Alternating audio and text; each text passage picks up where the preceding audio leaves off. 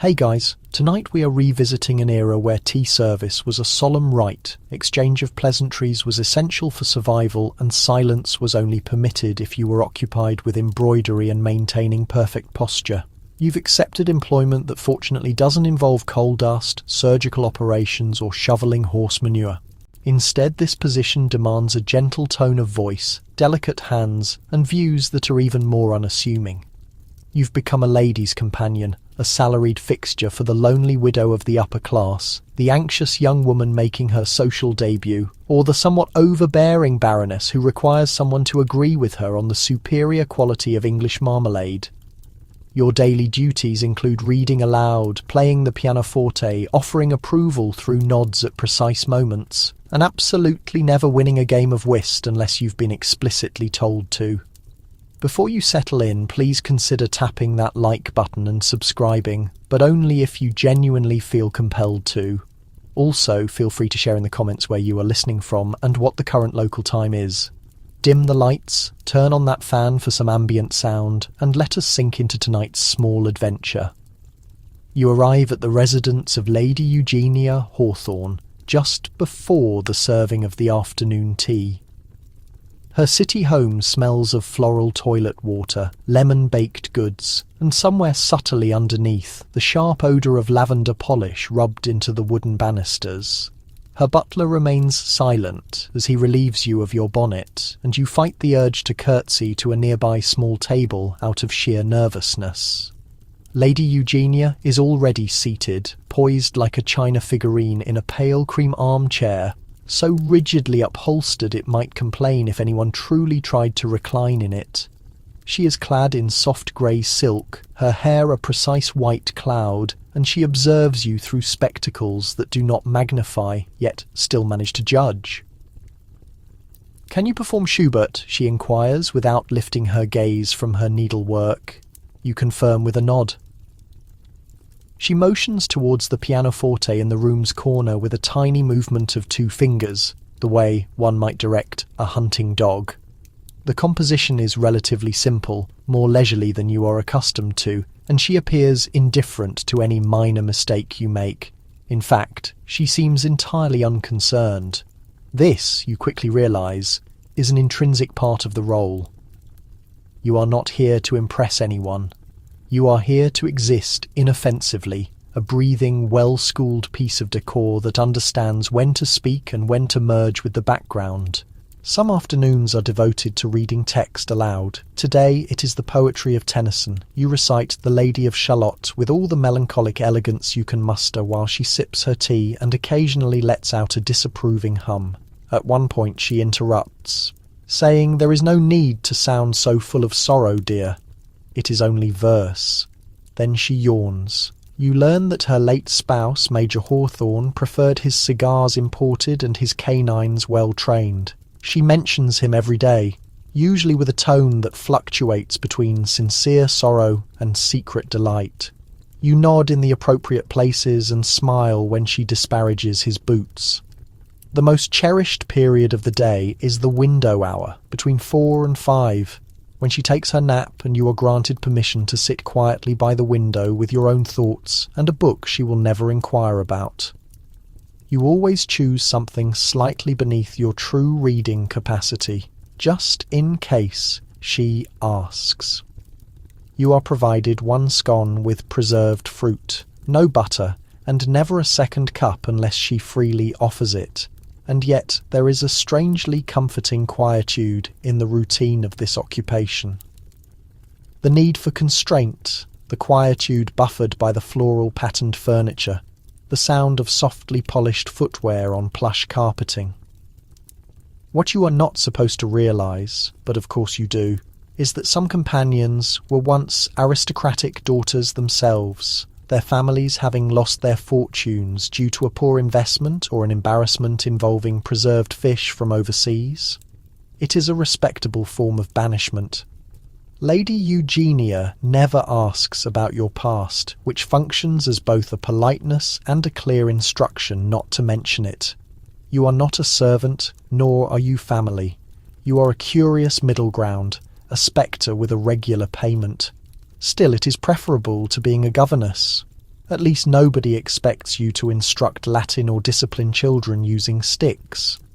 Furthermore, there are worse fates in Victorian Britain than being paid to play music and respond with, "Yes, Lady Eugenia, I completely concur." The hardest part? Every so often she offers you a slight smile and you feel as though you have successfully navigated a trial you weren't aware you were taking. The days settle into a measured, fragrant sequence, mornings with the newspapers delivered still damp with the morning mist, and afternoons filled with literature that must never be too cutting-edge, too foreign, or too French. You quickly discover that even your reading delivery is important. One slip into a provincial vowel sound and Lady Eugenia's eyebrow raises like the Tower Bridge mid-hoist. You maintain a tone that is neutral, polite, and not excessively keen. A lady's companion must never outshine her employer. Occasionally she receives visitors. Other widows, former military colonels, a distant cousin who smells faintly of pest repellent and disappointment. During these gatherings, your function is to subtly melt into the background with dignity. You pour the tea, you distribute the biscuits, and when they discuss the latest conflict or the Queen's digestion or the expense of imported French wall coverings, you nod without committing to any particular viewpoint. You are not completely unseen, but you are not meant to command attention. Naturally, not every lady's companion finds the work so easy. You have heard rumours at the book rental library. Some companions must share sleeping quarters with their employers. Some are given the task of mending socks or managing adult children who have failed at marriage. One woman was apparently forced to play the harp nightly while her employer conducted spiritual meetings in the drawing room. You, at least, only have to tolerate the occasional poem about roadside hedges. The compensation is modest, barely sufficient for purchasing new gloves each season, but it includes lodging, meals, and the decency of being able to claim you have an honest occupation in a society where a single woman of a certain maturity could easily fall into disgrace just by existing. That is a significant advantage. You once dreamed of becoming an educator or a poet, or, secretly, a stage performer, but such careers are fraught with social danger unless your uncle serves in Parliament or your father operates a commercial brewery.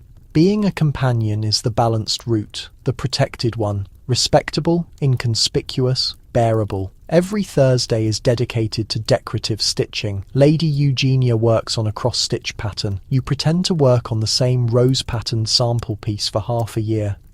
She doesn't notice, or if she does, she approves of your sensible laziness.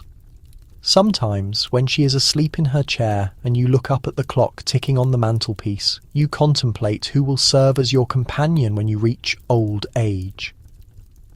You envision a younger woman nodding respectfully as you complain about contemporary fiction and how nobody brews tea correctly anymore. But that is far in the future, for the present. You rise when the clock strikes 5 and quietly gather your belongings. You bid her good evening, Lady Eugenia, and she replies with a simple, "Yes, yes."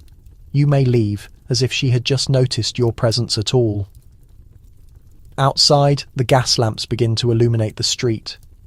You walk past a young chimney sweeper with soot on his face, a butcher's assistant expertly balancing organ meats wrapped in paper, and 2 constables too engrossed in conversation to spot the thief quickly passing by. You proceed home in low shoes and silence, inhaling the mingled scents of coal smoke, horse waste, and the odour of fall foliage. The streets are lively again, full of sounds and action and everything your workday lacks. And, for a brief instant, just before you reach the boarding house, you find yourself smiling, because while the rest of the world spins in grime and sensation, you have secured your own quiet niche, a paid shadow, a necessary listener, an accepted presence, a lady's companion. And in Victorian Britain, that represents more liberty than many ever attain. The placard displayed outside the narrow brick residence reads, "Dr. Archibald Fenwick, Phrenologist, mind revealed through the skull in cracked gold lettering."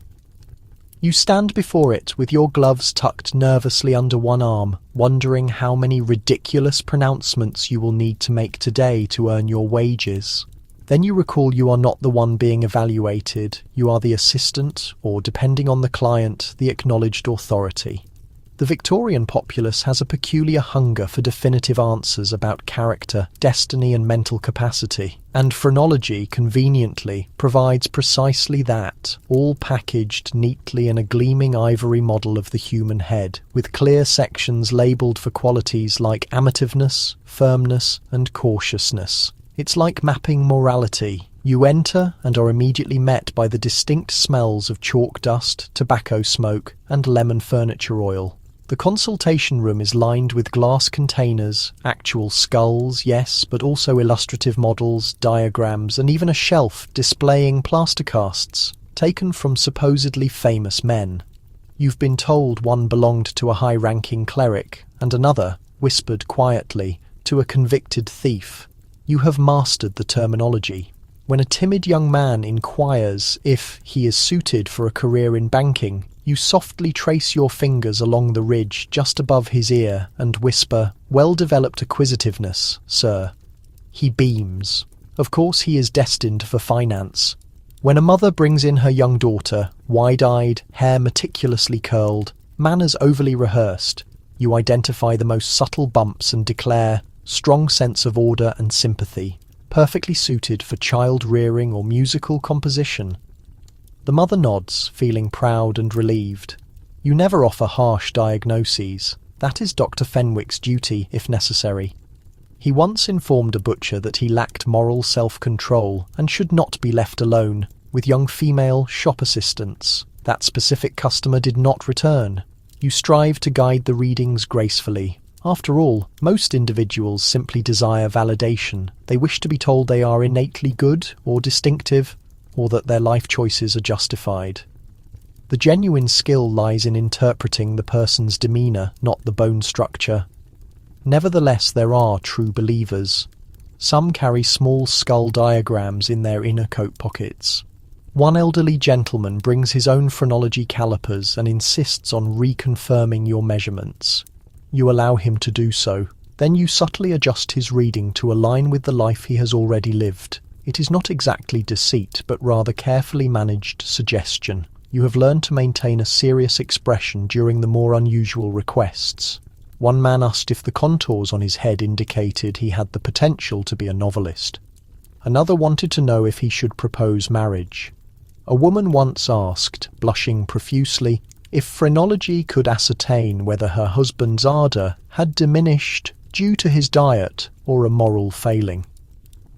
Dr. Fenwick responded to that one himself with a surprisingly lengthy discussion concerning the eating of melons at public lectures. You are the one who retrieves the skulls, holds the charts, and occasionally offers to have your own head analysed. You practice the surprised yet delighted expression when the doctor proclaims your superior ideality. It is a performance, certainly, but so is much of the prevailing science of the period, and the Victorians, they adore a spectacle presented as logical deduction. Your preferred task of the day is polishing the ivory skulls in the rear room. There is one shaped like a child's head, covered in inked labels that are starting to fade. Destructiveness, hope, secretiveness. You carefully wipe the grooves with a cloth and imagine what kind of person that head once belonged to, if anyone at all. You suspect some of the models are complete fabrications, but it hardly matters because in this business, as in many others, the truth is often secondary to the presentation. There are moments, quiet, absurd moments, when you nearly convince yourself. Like when a well-dressed widow enters, certain that her second husband was predisposed to infidelity because of an unusual lump on the back of his head.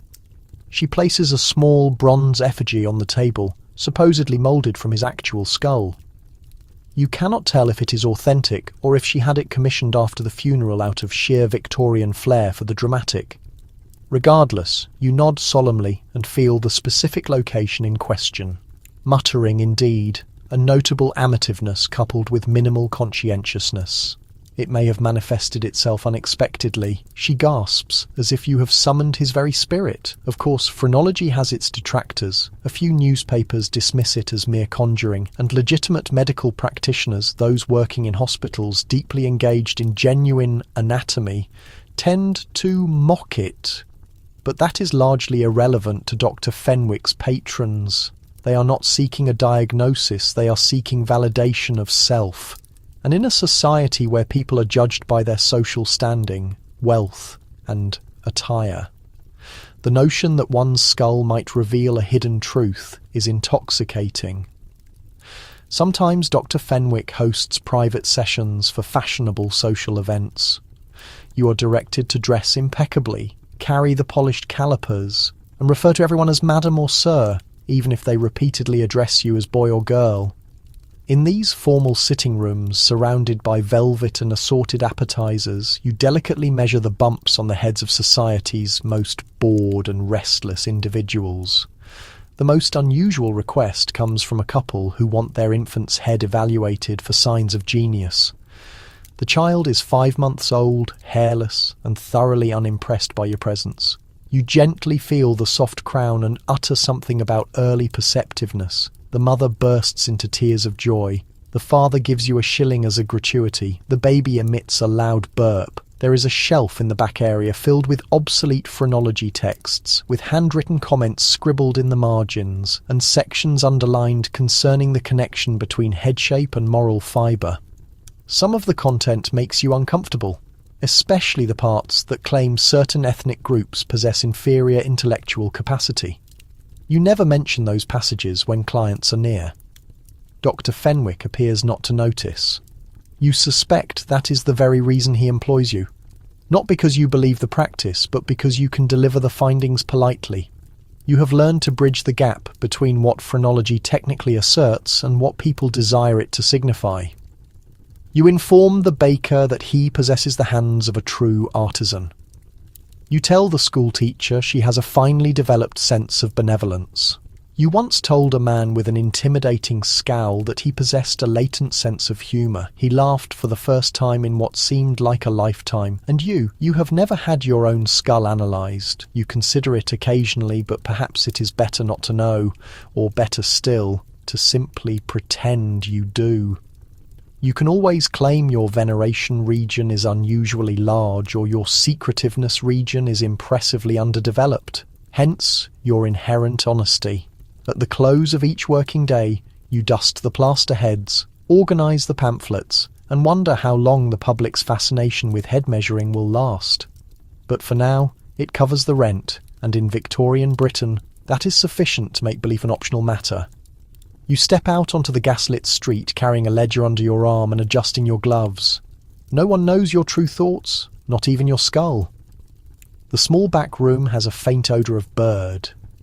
Not the pleasant, singing variety, but the dry, earthy, slightly strong smell of feathers long separated from their owners. You sneeze again. You are positioned at your modest work surface, which is not truly a bench, but the end of a repurposed dining table cluttered with reels of thread, small pieces of string, wire loops, and a bird's nest-like cluster of colourful plumes. Welcome to your newest vocation, feather duster fabrication. It is more respectable than it sounds. At least that is what you constantly remind yourself. Feather dusters are indispensable tools in every carefully maintained Victorian residence, especially those with high ceilings and elaborate light fixtures. Every competent lady's maid employs one to sweep away coal residue, cobwebs, and the subtle implication of destitution, and somebody must be responsible for making them. You began your apprenticeship under a Mrs. Godfrey, a stern woman with rigid leather boots and hands like poultry bones. She can identify every feather purely by touch. Goose for a gentle effect, ostrich for visual appeal, rooster for necessary firmness, and peacock when the customer wishes to feel extravagant. Never use swan, she cautioned on your first day, unless you enjoy being shouted at by wealthy patrons. The task is demanding. First, you organise the feathers by size and colour. Some arrive still partially attached to their original source, and it is your job to meticulously pluck them clean. Nobody wants a duster with fuzzy downy bits or a suggestion of, well, where it originated. Next comes the grouping, selecting the precise quantity of inner, middle and outer feathers to achieve the desired fullness. The highest quality dusters are dense and soft, their shafts secured with almost invisible twine, wrapped with black velvet ribbon at the handle. A small brass cap finishes the end, sometimes personalised with an engraving if the purchaser is particularly discerning. These premium items are sold in the upscale districts, or to political figures, or to some lady or other who owns a pet monkey and a footman. Your initial creations are sent to servants' quarters, but you are progressing. Your hands carry the scent of starch, adhesive and wood polish. Your fingernails are perpetually lined with dust, and you have developed a specific sensitivity to the sound of rustling feathers. Now you can detect if one is cracked just by the way it brushes against your arm. The work is peaceful. No customers yelling, no one observing your every move. Only the occasional visit from Mrs. Godfrey, who examines your bundles like a bird of prey scrutinising a nest, and either nods silently or tears the entire assembly apart with a swift motion. Try again. The left side is heavier than the right. Still, you find a certain satisfaction in the perfect arrangement, the way goose feathers naturally curve, how rooster quills offer a little more resistance against the binding. There is something rewarding in transforming scattered fluff into orderly design. You once asked Mrs. Godfrey how she entered the profession. She paused from her wire spool, blinked, and stated that her mother crafted sun parasols. She simply repurposed the leftover scraps into cleaning implements. The brushes offered a better income. It was not exactly the inspirational story you had hoped for, but it was factual. Every few days, a young boy from the hat shop next door stops by to exchange feathers. He always smells faintly of cologne and starch. One time he offered you a handful of deep black ostrich plumes in exchange for 3 sturdy turkey wing bristles. You negotiated skillfully. You succeeded. The duster you created from those plumes was purchased the very next morning. Mrs. Godfrey said nothing, but she permitted you to work at the front table that day, closer to the window, closer to respectability. When your fingers become sore from tying, you switch to the trimming stage. Every duster receives a final snip, clipping stray filaments, evening out the edges so that the finished product appears composed, uniform and refined, as if it had naturally grown that way on some magically symmetrical bird. You have established a small routine. Tap the base twice, rotate it once, trim in a clockwise direction. That way, even if the morning has been utter chaos, tangled chicken feathers, a delivery of turkey plumes that smell suspiciously like yesterday's broth, you can still feel that one area of your world is perfectly neat. Sometimes wealthy women come into the shop themselves. They call you girl, even if you are 25, and ask things like, "Do you have anything available in lavender ostrich? Or will this particular shade match the drawing room's pale blue colour scheme?" One woman even brought a section of curtain fabric to compare the shades. You held up a cluster of light mauve goose feathers and she commented, close enough," before paying with a small ivory-tipped cane and departing. No expression of thanks, no farewell. But it was your initial direct sale. Far from the servants' area, you kept the receipt in your apron pocket for a week before finally discarding it. The shop itself is not luxurious. A narrow front window, a painted sign that simply reads "Featherwares" in fading lettering. But once inside, it is a haven of softness. Ceiling hooks draped with sample dusters, bunches of plumes hanging like flower arrangements, containers of bundled feathers secured with brown twine. It is quieter than the sewing establishments, warmer than the blacksmiths, and significantly less unpleasant than the glue factories across the alley where you once witnessed a man's boot partially melting into the floor. You have even started experimenting, a tiny duster crafted entirely from pheasant feathers, another with a striped handle made from wrapped silk thread. Mrs. Godfrey raises a slight eyebrow at your creative touches, but she has not forbidden them. Not yet. One day, a gentleman with smooth hands and a quiet voice comes in asking for a duster to give as a present. Something unique, something refined. You show him your pheasant creation, and he smiles. "I will purchase it," he says. "My sister is quite the cleaning enthusiast. That may or may not be the actual reason, but he leaves a silver coin, heavier than anticipated. This one you carefully put away, just in case. And then there are the less conventional patrons. One duster, made of red-tipped rooster feathers, is purchased by a stage magician. He claims he uses it to make smoke vanish. Another is sent by mail to a theatre in Manchester, intended for a burlesque performer known as Lulu La Plume. You do not ask follow-up questions, but you do smile more broadly when you package the box. You eventually realise that your work travels to places you will never visit. You imagine your dusters gently brushing against marble mantles, stage curtains, velvet footstools, and the occasional illicit bedroom. It is strangely reassuring, because even though your identity remains unknown, your creation moves through the world like a whisper. Quiet, elegant, essential. And one day, many years from now, some other young woman might hold one of your dusters and feel, if only for a second, that the world can offer softness. Even in Victorian Britain, the initial lesson you master is never to underestimate a damp wool overcoat, particularly when it is lying across your shoulder, still soaked from a week of fog, and you are expected to hoist it onto the wooden roller without drenching the rest of the washed items. You are now a mangle operator, a living lever, a human pulley system, a domestic engineer with forearms, like twisted rope. It is not glamorous, and it is certainly not clean, but the pay is better than scrubbing floors, and you are not required to engage in polite dialogue while you work. The mangle apparatus itself is enormous, a massive structure of cast iron and wood. It looks capable of flattening a carriage wheel if it were so inclined. 2 large rollers are positioned in parallel, rotated by a heavy hand crank.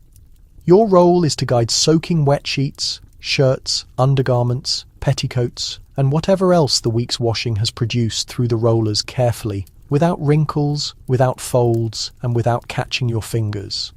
There is a specific rhythm to it. Lift, feed, crank, pull. The crank mechanism is heavier than it appears, and the rollers emit a slight squeak, always just out of sync, right before they snag a stubborn corner of thick flannel. Your working space is a communal laundry area situated behind a row of workers' dwellings. It is warm from the furnace in the winter, humid in the summer, and perpetually filled with conversation. Most of the other mangle women are older than you. Some are widows, a few are simply quiet individuals who prefer forcibly squeezing water from linens to causing trouble. Every Monday is hectic. Laundry arrives in large, heavy baskets, smelling of soap, smoke, and human life. You take what is given to you, inspect it for hidden safety pins, and begin cranking. Tuesday is less intense. That is when you re-roll the items that were folded while still damp or pressed carelessly. The woman 2 stations away once attempted to mangle a waxed oilcloth apron and nearly broke the handle. You have never allowed her to forget that mistake. There is satisfaction in performing the task skillfully. You can identify an experienced mangle woman by her posture. Feet spread, elbows relaxed, shoulder angled just right. It is a precise interaction with machinery, and if you are proficient, the clothing emerges smoother than a gentleman's smooth lie. A meticulous pressing results in less scorching for the young women at the iron, fewer frowns from those who employ us, and, if fortune favours, a few coins tucked into the hems of next week's clean bundle. Sometimes the items delivered are peculiar. A corset of fine lace stained dark with red wine, a linen handkerchief marked with initials that don't match the accompanying inventory. You recall destroying a pair of silk trousers once, fabric so sheer it almost drifted right off the roller. You kept silent. Every worker kept silent. The laundry room held its breath, then let out a rush of nervous laughter. But the labour is punishing. Your lower back tightens before the midday bell. Your wrists begin to swell noticeably by the time Friday arrives. The flesh on your hands becomes dense, scarred, and often carries the faint, acrid smell of caustic lye. Yet the control is yours, your sheer muscle, your cadence, the turning of your own handle. And in a metropolis, where females are often limited to mere ornament or total dependence, being essential for physical force feels strangely liberating. Though your name will never be stitched into any fine garment, your effort is seen. They sense it, pressed smooth into every collar, every bedsheet, every precise fold. By Wednesday, a specific throbbing soreness settles in your arms that feels like a mixed signal of both strain and victory. The dull pain confirms you've made it this far into the week. It also reminds you that 2 more full days must pass before you can finally sit in quiet without the phantom rotation of the rollers sounding in your ears. The mangle machine, naturally, has a distinct temperament. Yours leans slightly toward the left side. The crank will seize up if you pause for too long between vigorous turns. It lets out a deep groan on days when the air is heavy with moisture. And one time, only once, it spat out a man's tailored trousers with such unexpected velocity that they landed neatly in someone's lunch stew in the alley across the way. Mrs. Callahan never permitted you to forget that moment. You have grown intensely possessive of your apparatus. When the foreman recommends oiling the metal rollers, you whisper a cautionary, "Not too much," under your breath. Too much lubricant and the fine linens slide improperly. Not enough. And your shoulder will pop painfully out of alignment once more, just like last spring. The other women have their routines. Rosie murmurs traditional hymns to maintain her timing. Agatha addresses the mangle as if it were her absent third husband. Unpredictable. Loud. But dependable enough when properly cared for. Someone even carved a small, rough face into the wooden crank years ago. 2 small round eyes and a single horizontal mouth line. You have rubbed the markings smooth with all the years of consistent use. Sometimes you dream of being replaced entirely. Not your person, but your necessary function. Perhaps a great steam-powered press. Fully automatic, supremely efficient, perfectly silent. Newspapers mention these advancements in the grand laundry rooms of the upper class. But here, within the working-class lanes of Camden, nothing can truly replace the sheer force of the human turning hand. Not yet, at least. In your most productive weeks, your earnings permit small indulgences. A new small spool of bright red ribbon, a clay jar of rose-scented pomade, a used paperback novel with the paper corners turned down. You read by late candlelight, your forearms resting on the cool stone of the windowsill. You have also acquired the ability to spot your handiwork out in the actual world. At Sunday service, when the vicar's long white surplice looks especially neat and pressed, you discreetly nudge the woman next to you and murmur, "That one is mine." When you pass the local baker's wife and observe her apron lying perfectly flat across her stomach, a quick flash of quiet pride sparks inside you. No one ever applauds for a perfectly flattened sheet, yet it exists, silently preserving the overall illusion of proper order. Smooth fabric, flawless seams, the inherent dignity of cleanliness, all resting on the steady, quiet rotation of your own 2 hands.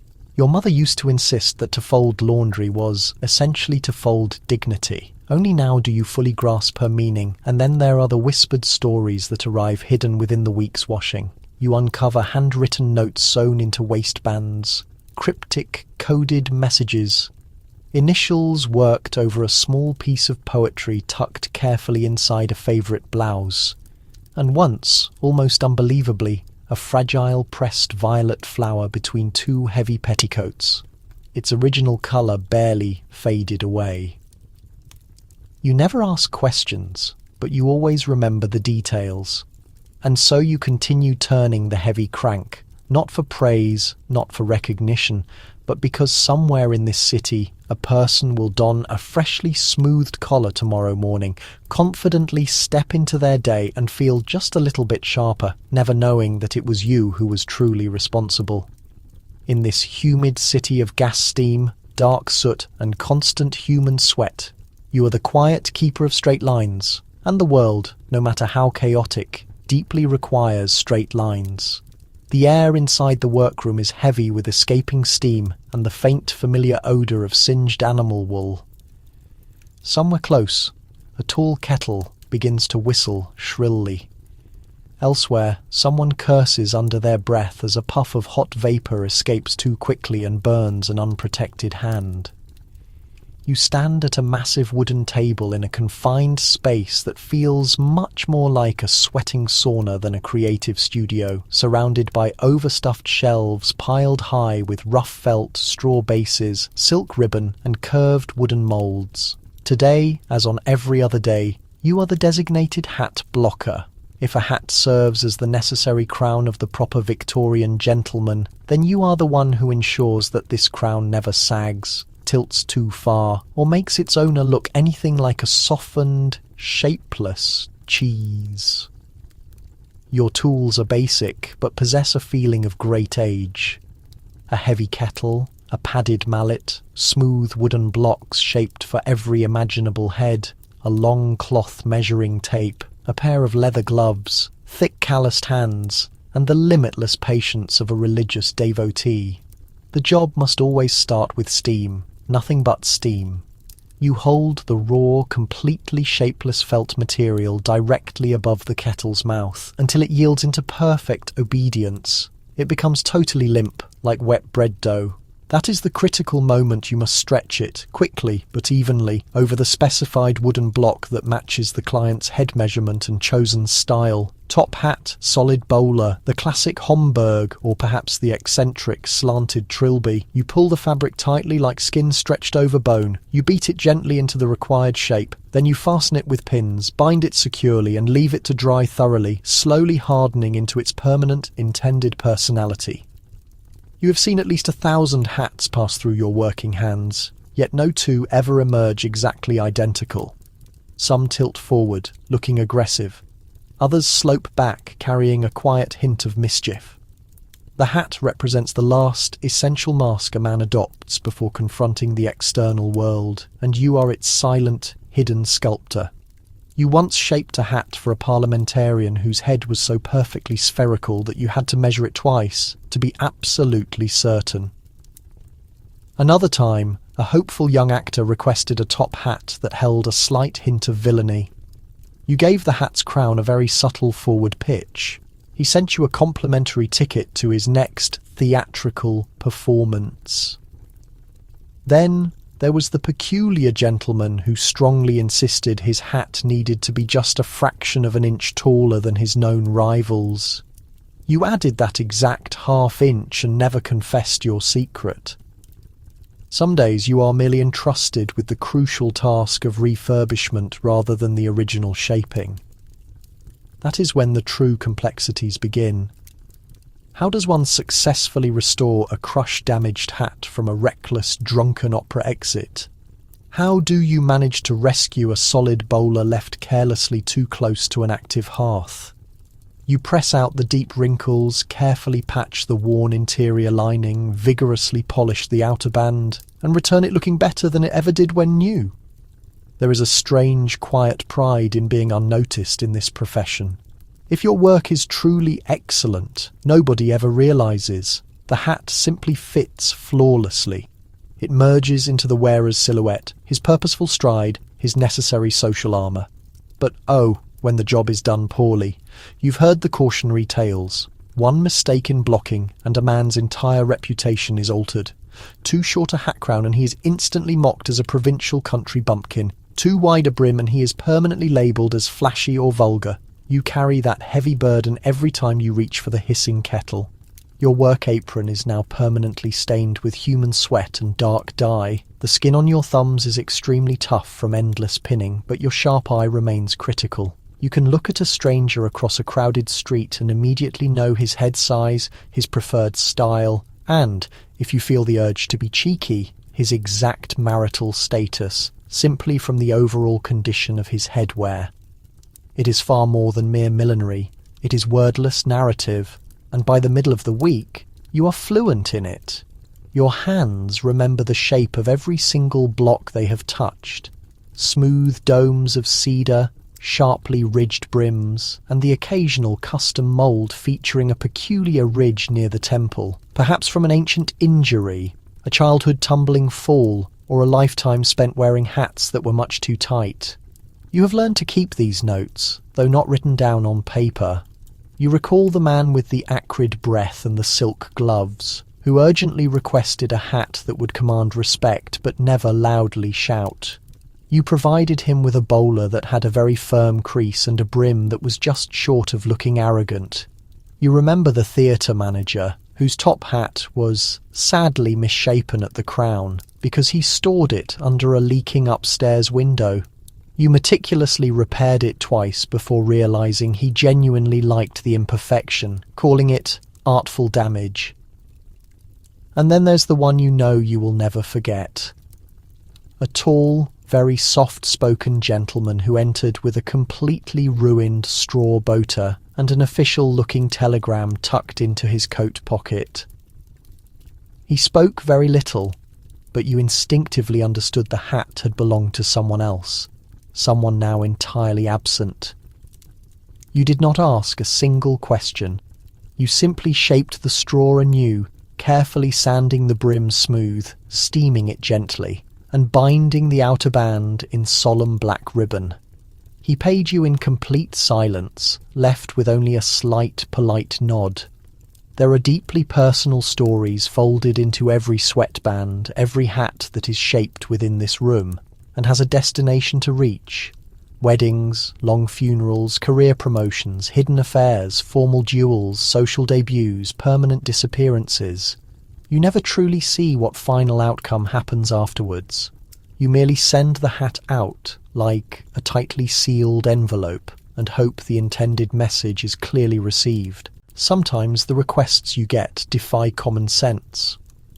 I require something that appears respectable but not excessively respectable, or make me a hat that suggests I already belong in that room even if I never speak a single word. You translate these desires as best you can. A slight canting angle, a much firmer crease line, a marginally deeper shade of grey. You have quickly learned that men rarely know exactly how to articulate their wants, but they recognise the feeling the moment they place the finished hat upon their head. The mirror confirms your success. And there is always that single moment, the tilt of the head, the quick flick of the brim, the faint sigh of deep satisfaction when they stare at their reflection and wholeheartedly believe the subtle narrative you have crafted for them in simple felt and hot steam. It is rare, but when it actually occurs, it feels exactly like loud applause. You have shaped hats for influential magistrates, local barkeeps, grizzled sailors, and nervous schoolboys, for secretive lovers trying hard to impress, for low scoundrels attempting to look honest, for men seeking to totally disappear, and for others determined to be universally remembered. No one, of course, ever remembers you, but occasionally, when you walk down the street and spot a particular hat that sits just perfectly, tapered, precise, and proud, you cannot help but allow yourself a small grin.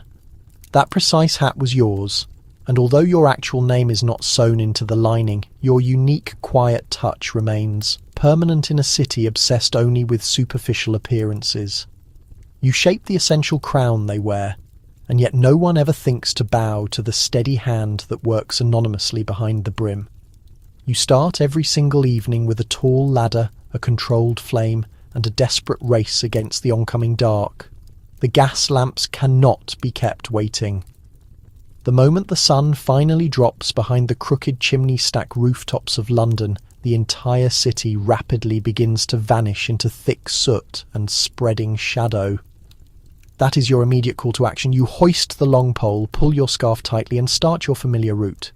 You are a humble lantern lighter, not the kind who works inside grand hotel lobbies with polished brass buttons and a rehearsed smile.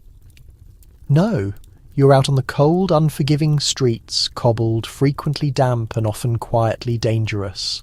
Your task is deceptively simple: to manually ignite each of the city's many gas lamps before the full night descends, then return again at the first light of dawn to carefully extinguish them. Simple until it quickly ceases to be. Each gas lamp is precariously perched atop a tall iron post some 10 feet above the ground. You carry a pole that has a small controlled flame at the very tip, fueled by lamp oil and pure stubbornness, and you use it to reach high up, push the small lever trigger, and spark the gas mantle with a rush of fire. It immediately flares softly, a warm, pulsing blue circle, blooming inside the glass globe. Then you must quickly move on. There are countless lamps to ignite before the world is fully dark. You walk extremely fast. The route is an unchangeable pattern. Baker Street, around Langham Place, all the way down toward the damp riverside fog. You are intimately familiar with every imperfection in the paving stones, every spot where the footing shifts beneath your boots, every single shortcut through the narrow alleys and hidden mews. The lamps themselves seem to have their own individual moods. Some quickly flicker on in perfect obedience, others hiss, stutter, demanding a second, careful attempt. There is one particular lamp on Broadwick Street that always flares far too bright and once nearly singed off your eyebrow. You quietly call that one the Dragon. Sometimes children walk behind you, copying your pace, pretending their walking canes are also burning torches. You let them, unless they get too close to your feet. Not every encounter is pleasant. Loud drunks sometimes yell. A few street rowdies once tried to grab your pole to set a tavern sign on fire. You managed to retrieve it. Eventually they ran away, laughing in the dark, and you silently wish them ill with every syllable. Your grandmother used to curse at the poultry. Still, most people never even notice you at all. You provide light for their path, yet they never see your face. Occasionally you linger just a second longer at the lamps on the corner, gazing down at the roadway below. The glow of the gaslight softens every feature. The dirt looks like gold, the smoke appears thinner. Couples stroll closer together, and a lady adjusts her hatpin using the reflected shine. You are the unstated beginning to every evening in the city. One time, on a night without clouds, you watched a gentleman propose under your lamplight. She accepted. They embraced. Then he glanced up and gave you a brief acknowledgement. You returned the gesture. But no, that didn't happen. Every night presents its own challenge. Rain makes the iron steps slick. Fog makes it harder to locate the lamps. Wind tries to blow out your tiny flame before it can ignite the gas. On miserable nights you wake up wet, bruised, and covered in soot streaks, your arms shaking from holding the long pole too high for too long. But the city is safer, cosier, and more vibrant when all the lights are lit. And knowing you achieved that quietly, with no applause, is all you need. Dawn arrives before the sun actually appears. You are already awake, your scarf damp with dew, your boots still wet from the previous night. The street is a faint grey as fog curls around the buildings. Shop owners yawn as they unlock their doors, and a cat follows something unseen beneath a cart. Now begins the second phase of your task. Extinguishing the lights. You retrace the same route backward, holding the same pole.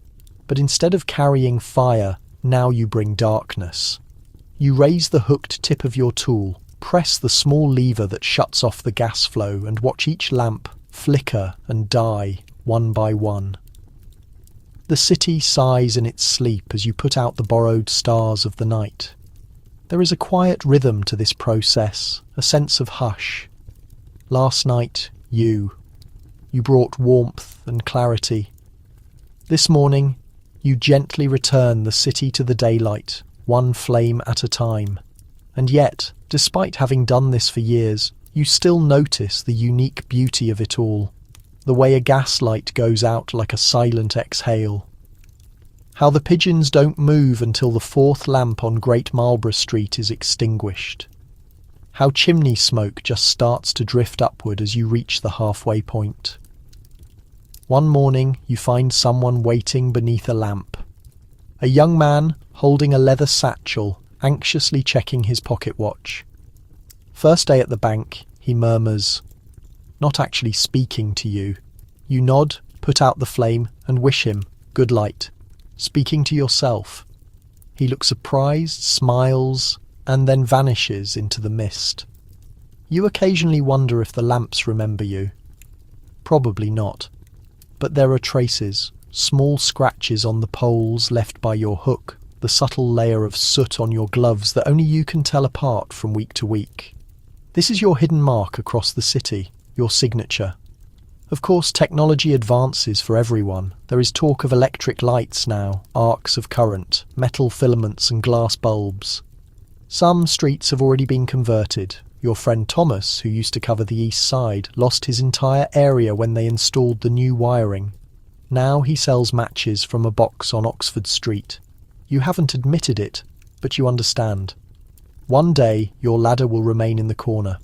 Your pole will gather dust, and the lamps will shine without your effort. But for today, this morning, you are still required. You turn the last corner, reach the final lamp, and lift your pole one last time.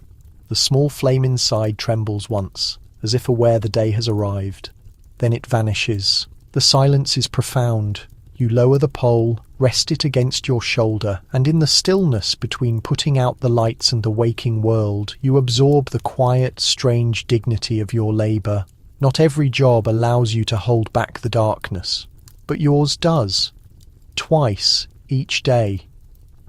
It's not even dawn yet, but you are already walking through narrow passageways where the cobblestones are still damp from the night's moisture.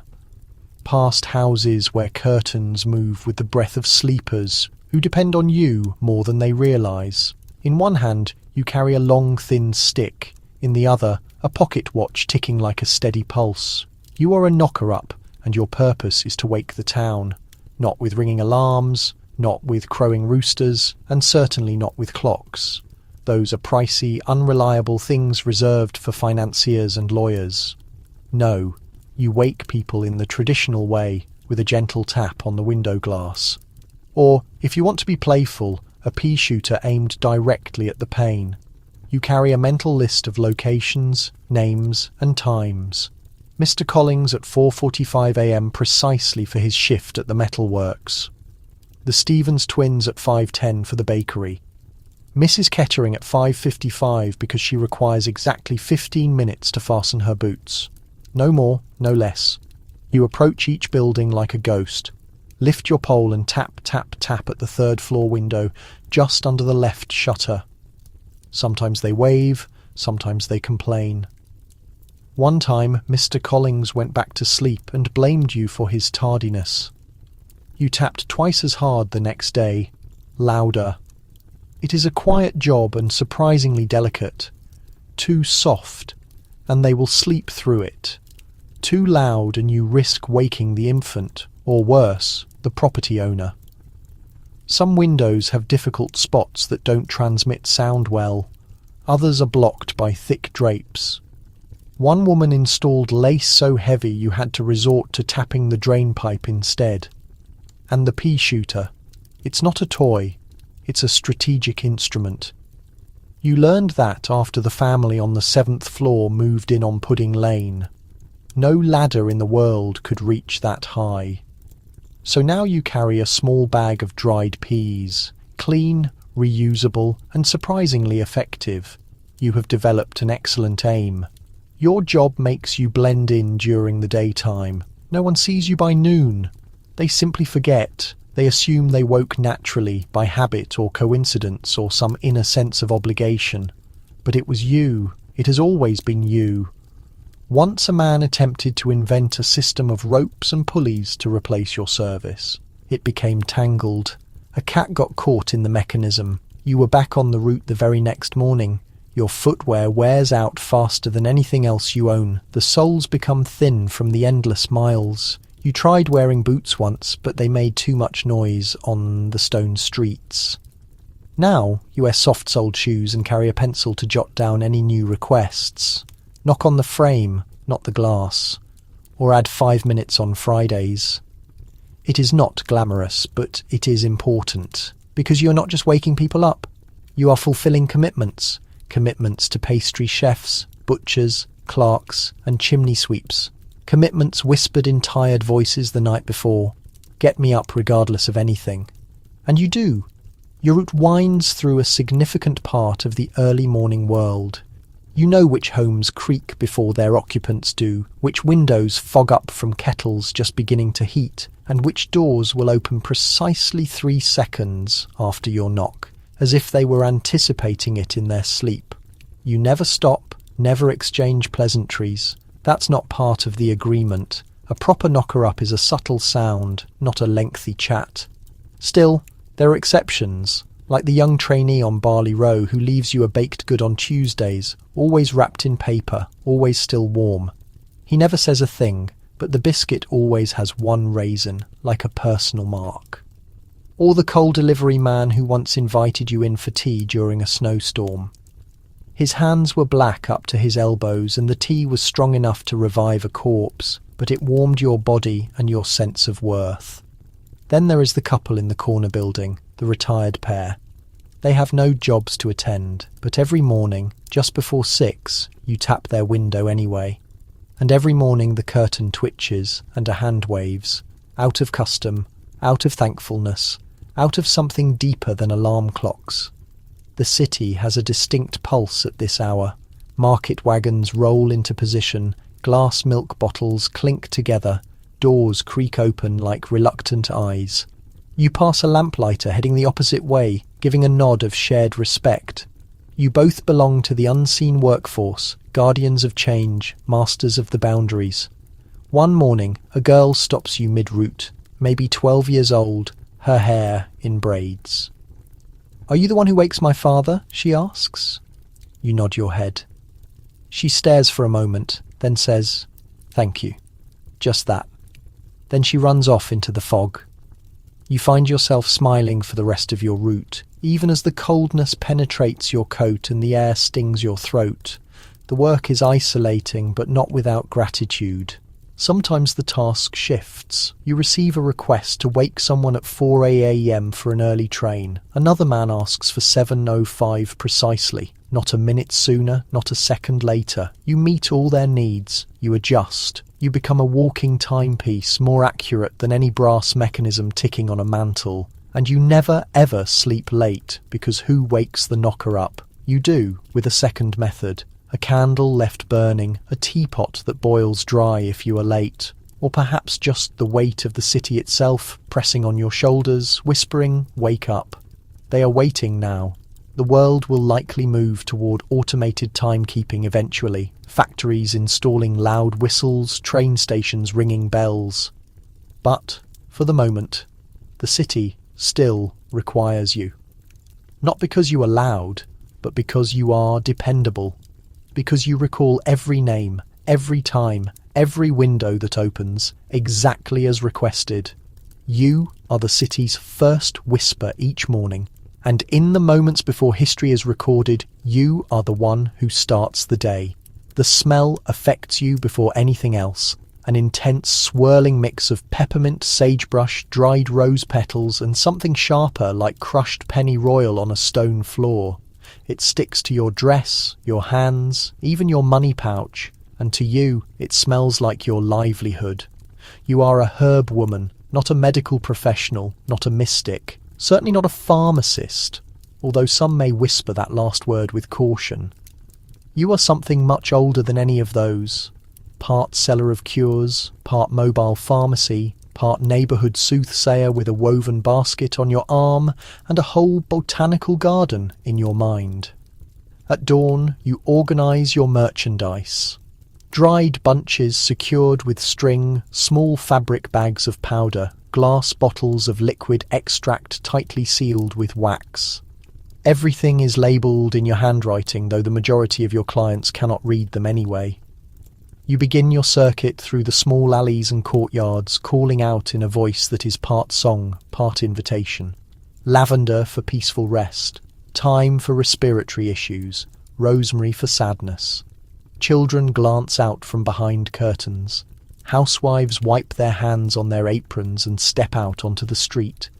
Men who pretend to doubt your products find reasons to buy just a small piece or two for their wife. You instinctively know who needs what. You don't always say it directly. You hand the baker's wife a bunch of marjoram and tell her it helps with sleeplessness. You don't mention that you heard her crying through the open window last night.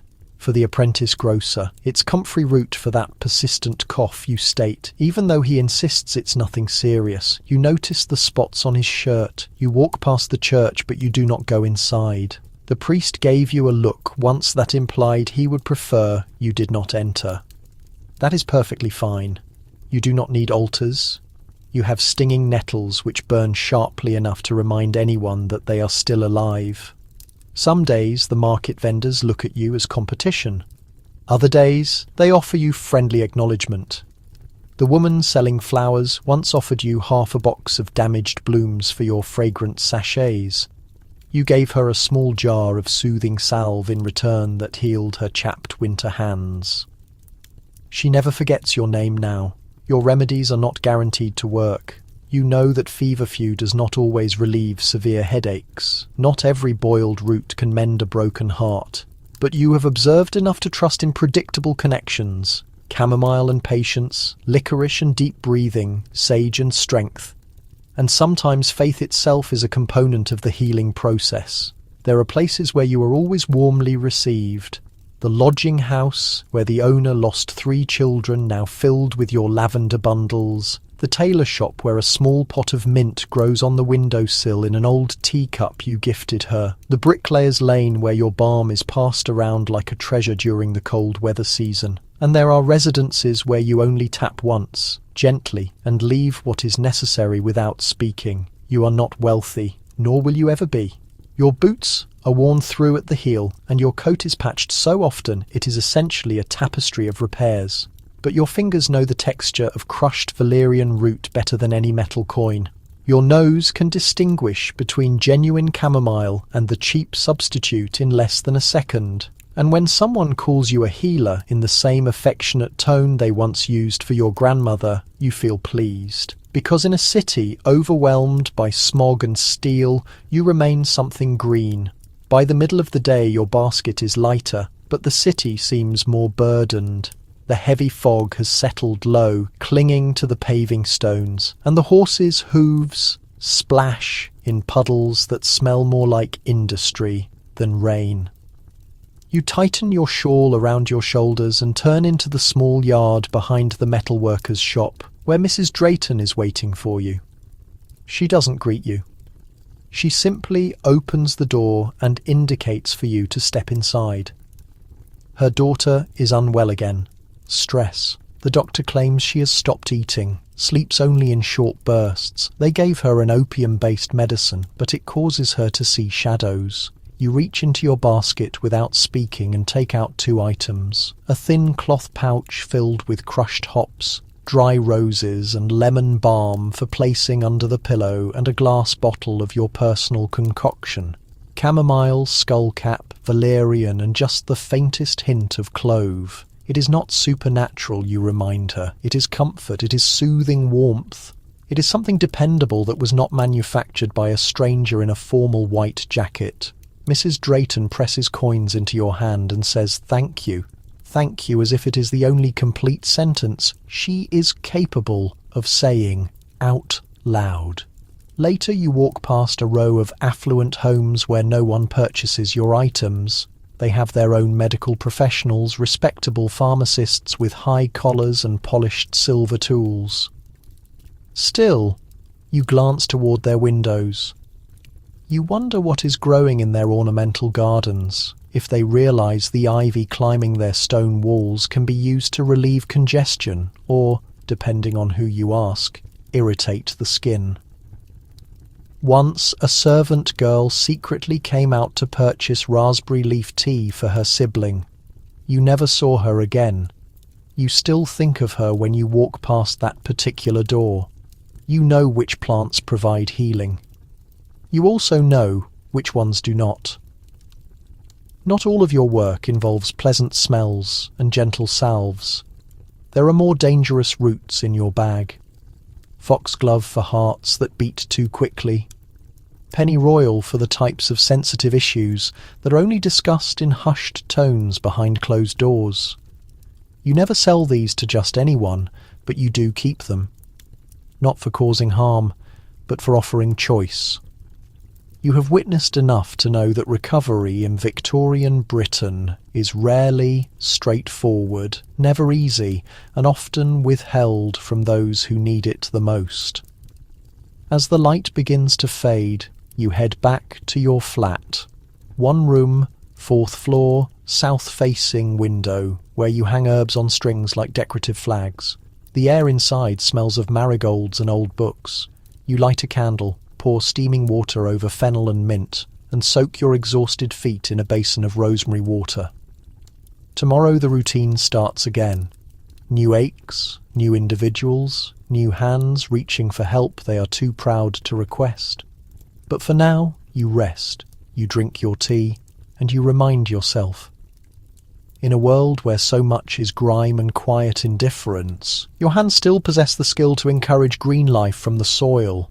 You are not a miracle worker, you are not a fraud, you are a herb woman, and given the right time, in the right home, in the right breath, that is entirely sufficient. The first sound of the music drifts out like a sigh, deep, slow, and slightly out of tune. You turn the hand crank a little more, and the sound gets crisper, brighter, becoming a lively dance tune. The stone street reacts as it always does. A few people turn their heads. A child pulls on a parent's sleeve. Someone looks out from a window curtain on the 2nd floor. You are a street organ grinder, which means you generate music using metallic components and rotating gears. Gears, not the subtle movement of fingers and strings. Your organ is not elaborate. It is a hand-operated wooden box, roughly the size of a small cabinet placed on a rolling cart. You push it from one city block to the next. Inside are many rotating barrels fitted with small pins that pluck tiny tuned metal strips. As the handle is turned, it squeaks, it clanks, it plays a melody, but most importantly, it attracts attention. You stop at the junction of Rosewood Lane and Bow Street, directly outside the pub, where the windows become steamed up by noon, and the sounds of laughter precede the ale being served. You do not require written music, only rhythm, familiarity, a little bit of flair. You start the morning with an upbeat song. Rule Britannia or Daisy Bell, something the older women will hum and the children will bounce along to. And then, naturally, there is your helper. He is not officially your property, but he appears every morning without fail, dressed in his miniature red jacket and matching little cap. His name is Toby. He is a small monkey, and he is the true reason people drop coins into your collection tin. Toby is extremely well trained. He nods, he removes his cap. He holds out a tiny brass cup and gathers money like a professional beggar with much better manners. Children shriek with delight. Men manage a smile despite themselves, and women, even those who grumble that street music is common, almost always give Toby a small coin. You trained him yourself, back when you had trouble affording his food. He used to try to consume the coins. Now he inspects each one like a bank teller, then deposits it into the container behind the instrument wheel. There are risks involved, of course. Street organ grinders are not universally popular. Some people see you as a source of noise, a form of clutter, or even worse, a foreigner. Many grinders are immigrants, and the accent you speak with, Italian, Irish, Polish, influences how people treat you. Some shop owners yell at you. One man once tossed dirty water at Toby. You avoided that specific corner for several weeks, but on most days, you are appreciated. Like a travelling melody, you know your listeners. When the factory workers take their rest period, you switch to sentimental songs, slow and gentle.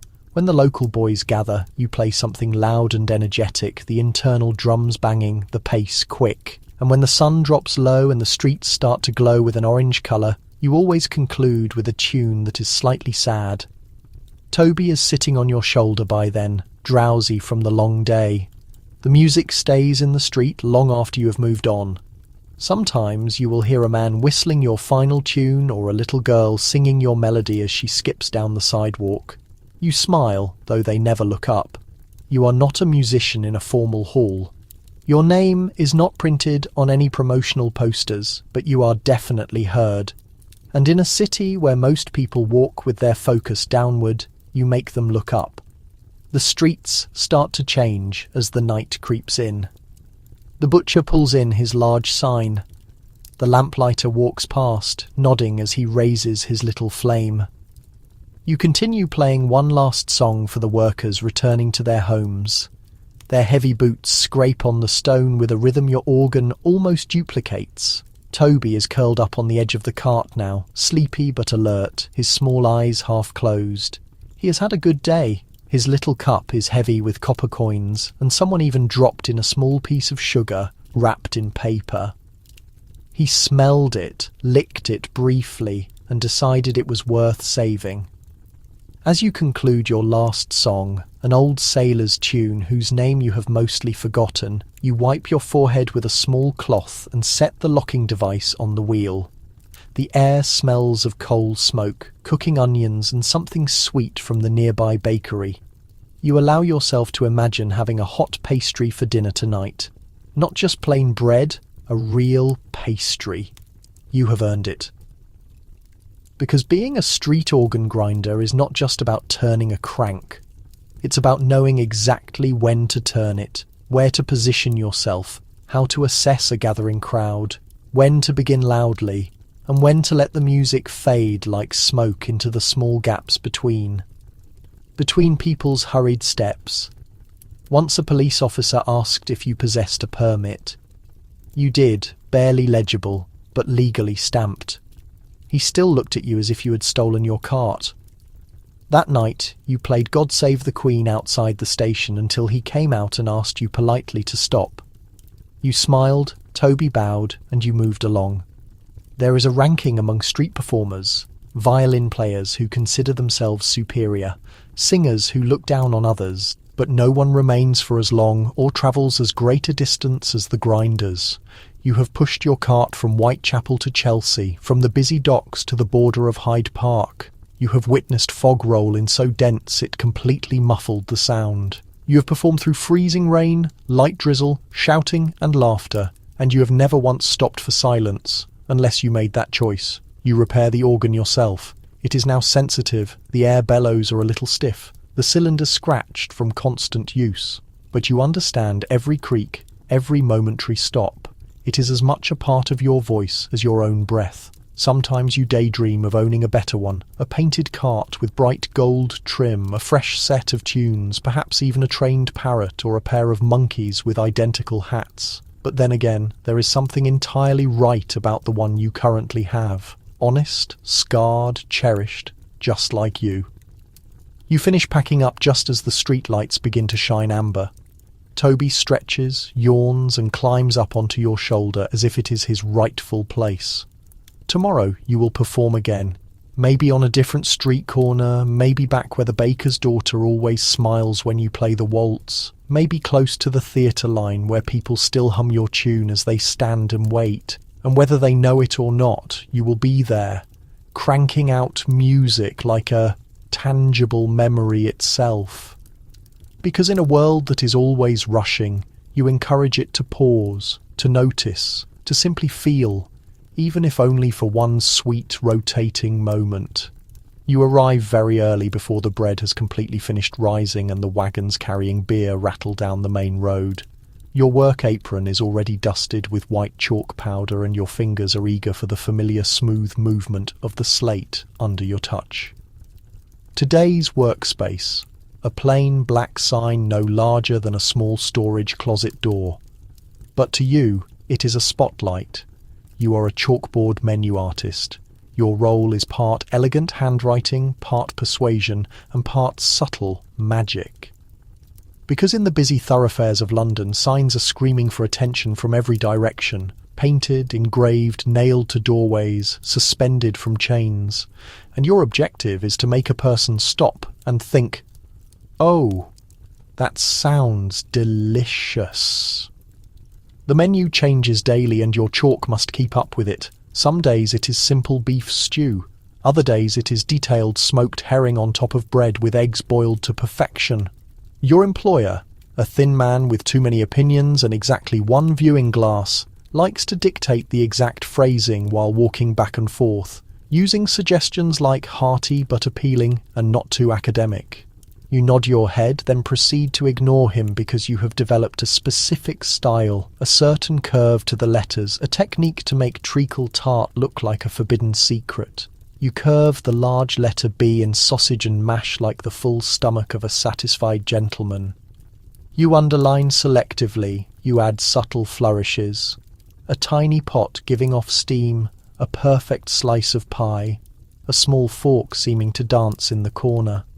It's not simply drawing, it's a brief performance executed in white powder.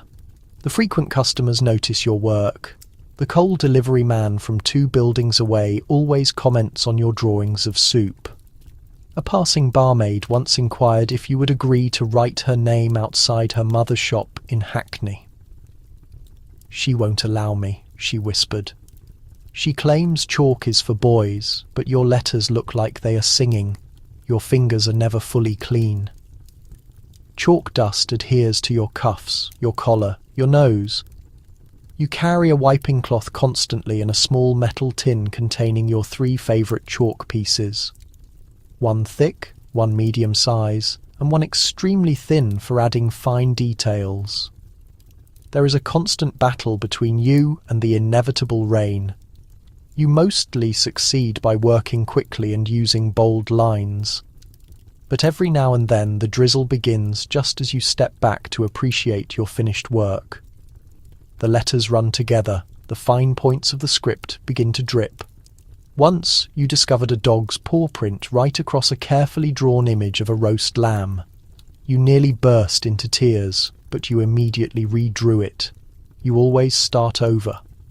Some establishments pay you better than others. One allows you to eat the daily dessert if you complete the work before noon. You have consumed more rich sponge cake and sweat roll than most men twice your age. Another establishment pays only with tea, but the owner permits you to include your signature in the bottom corner. Just an R, but it holds significance. You have even started drawing small scenes in the corners. A cat eyeing the fish dish, a hand reaching for a large tankard. A pie with steam rising to form the word hot in elegant script. Customers pay attention. They lean in closer. They smile. You are not just illustrating food, you are illustrating desire. And in a city full of distractions, that is a kind of power. By the afternoon, the chalkboard becomes more than just a simple advertisement. It is a shared talking point for the local area. People start referring to the menu items by how you depicted them. "I'll have the one with the gravy waterfall," someone says, pointing to your drawing of the shepherd's pie. "The dessert that looks like a fortress," says a small boy in short pants, grinning at your cake sketch with battlements and a cherry on top. You once transformed a simple bowl of hot cereal into a masterpiece, a sun rising from a creamy ocean, rays curling in decorative steam. The oatmeal itself was still ordinary, but they completely sold out before noon.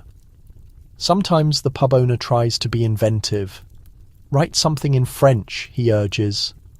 One morning, throwing down a recipe scribbled on the back of a large accounting book, you pause for a moment. You only have space for 22 letters. You decide on hot beef, whatever's available. The customers laugh heartily. They order in massive numbers. Your unique style starts to spread to other locations. A competing pub across the square employs their nephew to attempt to imitate your style. You smile slightly when you walk past his sign. uneven lettering, decorative elements that resemble clumsy scratches. It is complementary in a strange way. You start incorporating subtle personal marks in your own designs, a distinct loop here, a feathered period there. But it is not just pubs requesting your work anymore. You now receive requests from small pastry shops, tea houses, even a bookstall that wants you to draw a chalkboard of the week's most satisfying novels. You write Oliver Twist pears well with wheat gruel and draw a bowl with a spoon that looks completely unimpressed. You have started carrying extra small chalkboards just in case someone needs a fast sign for a brief sale or a written apology for being out of a specific dessert. You once wrote, "Sorry, the pudding ran away." It caused two passers-by to laugh so loudly they walked inside and bought baked goods they didn't even want. But there is a secret to your success that no one knows. You listen intently. You arrive before the rush, blend into the morning crowds, and pay attention to the gossip, the complaints, the deep cravings. You figure out what people are truly hungry for long before they even glance at a menu. Not just food, but comfort, a little amusement, a reason to smile despite the coal dust and the daily pressures. And then you provide it to them, one letter at a time. Sometimes, as you put your chalk pieces back into their tin and wipe your dusty fingertips on your apron, you wonder if this job has a future. What will happen when someone invents signs that cannot be erased by water? Ink, perhaps, or painted boards that never change, that remain identical every single day. How terribly dull that would be. Because your signs are not just simple information. They are fleeting moments, small tokens that disappear by the evening and are recreated fresh each new dawn. You are part artist, part messenger, part brief poet of the day's appetites, and as you walk home, passing couples still joking about your little doodle of a goose, you realise something important. No one remembers the commercially printed menus, but they will remember the one with the gravy waterfall and the dessert that resembled a fortress, and the pie that seemed to wink at them on their walk to work. You have barely finished setting up the curtain with the stripes when the first pair of dirt-covered boots appears directly in front of you. A young boy, approximately 6 years old, holds a sticky confection in one hand and a piece of bread crust in the other. He does not even blink. He knows exactly the best place to stand. Front and centre, first row. You give the curtain one final adjustment and clear your throat loudly. It is showtime. You are a Punch and Judy puppet master, a street performer, an expert at vocal manipulation, a master of comical mayhem. Your performance space is a brightly painted wooden box, barely wider than a barrel, lifted onto a stage with squeaky hinges and hidden compartments. It looks like a brightly coloured playhouse from the front. From the back, it is your confined, sweaty domain of tangled strings, squeaking devices, and unexpected bursts of laughter. That is precisely how it must be done. Your hand quickly pushes up Mr. Punch, smiling wickedly in his red costume and pointy cap. The gathering crowd cheers loudly. A baby begins to cry loudly. Someone throws a halfpenny coin. The show starts. Punch and Judy is not a gentle bedtime story. It is pure chaos. It is a cultural institution. It is the type of entertainment that Victorian parents pretend to disapprove of while laughing discreetly behind their gloved hands. You duck behind the curtain and settle into position. One hand controls the puppet, the other frantically searches for necessary props. Your voice jumps suddenly in pitch, switching between high-pitched manic giggles and deep guttural growls. Judy makes her appearance, flapping her arms dramatically. Punch strikes the sausage. Judy scolds him severely. Punch lets out a cackle.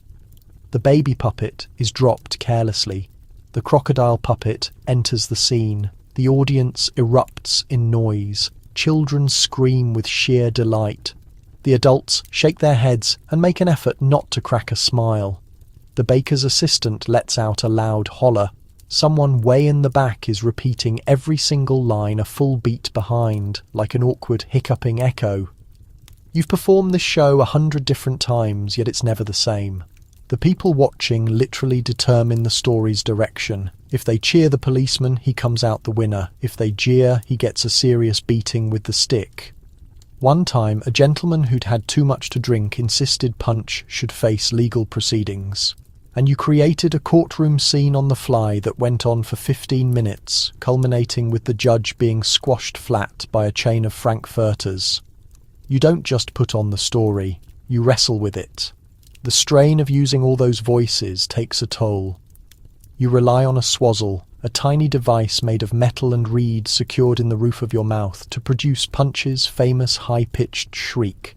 It tickles your throat, makes your jaw hurt, and has caused you to sneeze violently right in the middle of a line more than once. But that sound, that sharp laugh, it is amazing. It's older than gas streetlights, older than the first cheap newspaper. It is the very sound of chaos itself, bouncing through narrow alleys and settling into the minds of children who truly only want to witness someone getting hit with a stick and have a good laugh about it. Mr. Punch isn't some hero. He's a real troublemaker.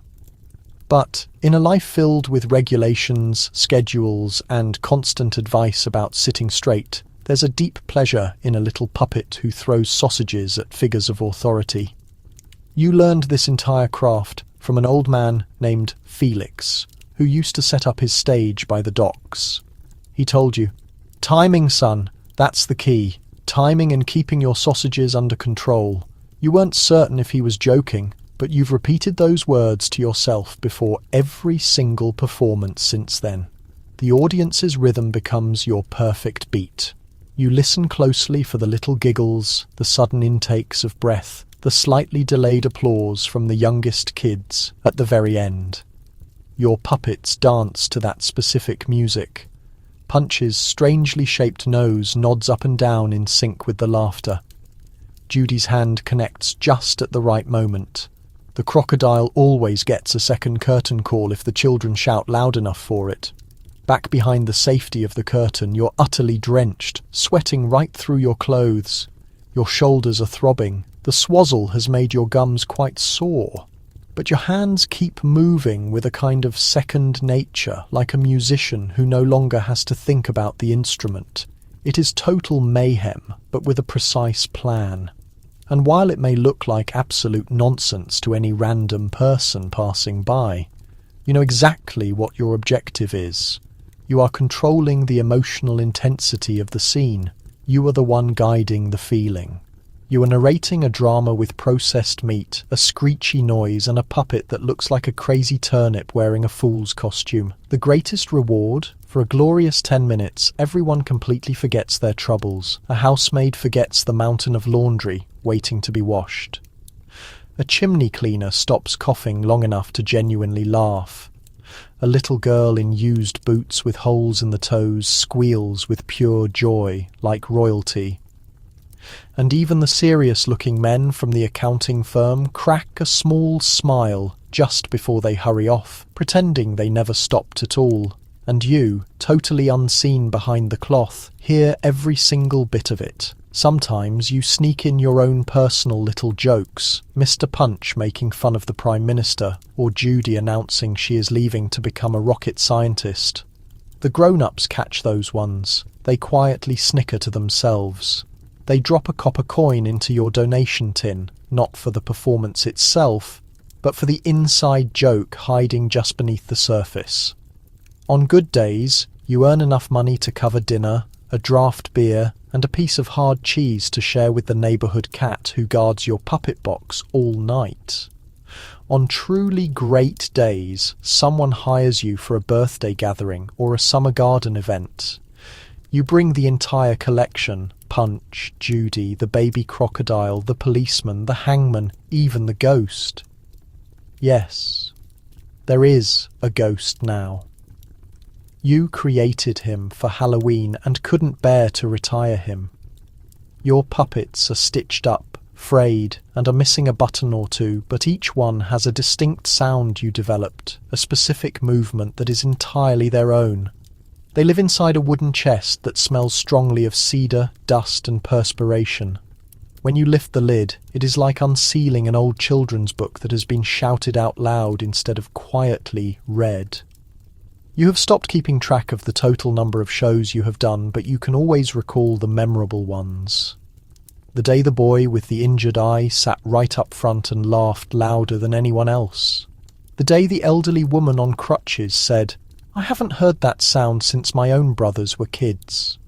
The day someone called you a genuine artist. You are not sure you fully believe them, but then again, not everyone possesses the ability to transform a simple wooden box, a scrap of fabric, and a silly squeak into something that causes total strangers to genuinely laugh together, even when it is raining.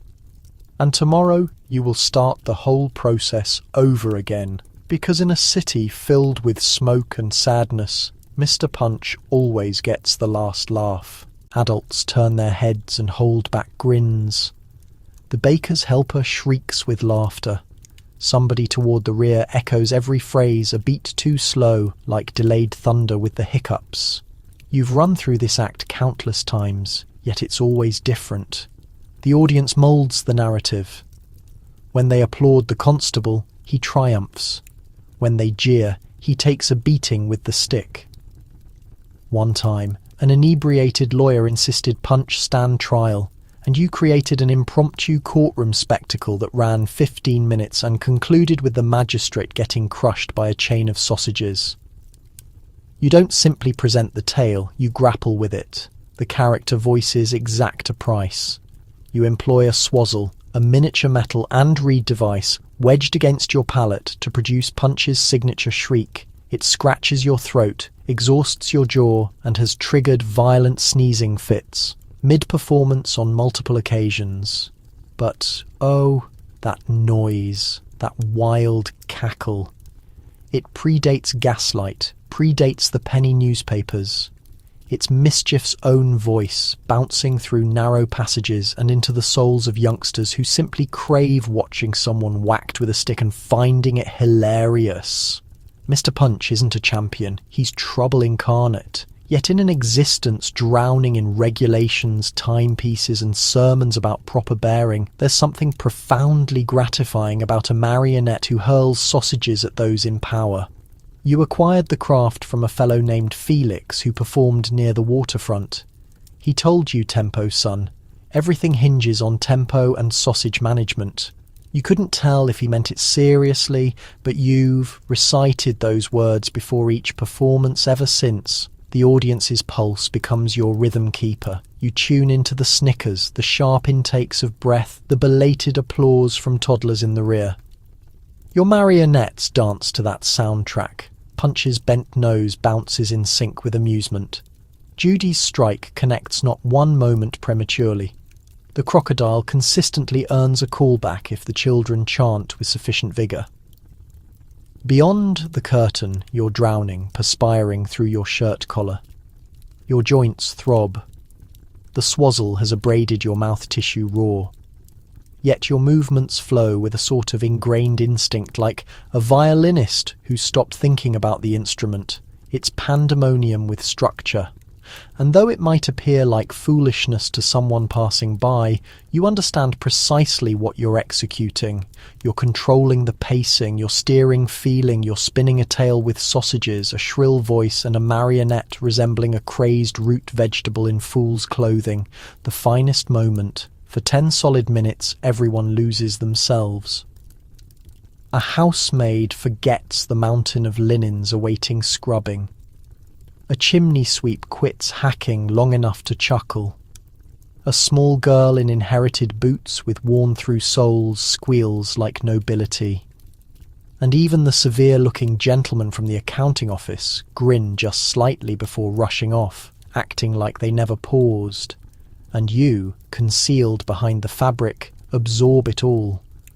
Occasionally you insert your personal touches, Mr. Punch mocking the Prime Minister or Judy announcing she's departing to pursue science. The adults register those references, they laugh quietly, they drop a coin into your collection, not for the performance but for the subtle joke within it. On profitable days, you collect enough for supper, a drink, and a chunk of cheese to split with the stray cat who watches your marionette case overnight.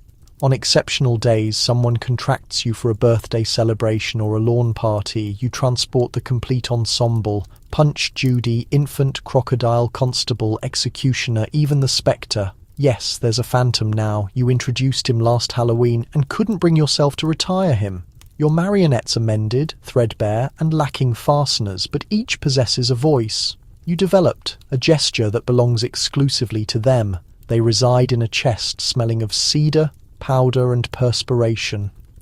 When you lift the lid, it's like opening a storybook that's been shouted rather than read. You've stopped counting how many performances you've given, but you recall the significant ones. The afternoon the child with the rapt eye claimed the front spot and laughed harder than everyone. The afternoon the elderly woman on walking aids said, "Haven't heard that sound since my siblings lived." The afternoon someone labelled you an artist.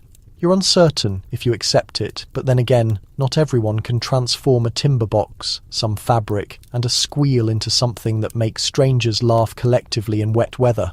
And tomorrow you'll repeat everything, because, in a metropolis of smoke and grief, Mr. Punch still delivers the final laugh. You guide the cart cautiously across the irregular pavement, wheels protesting as it jolts over each fracture.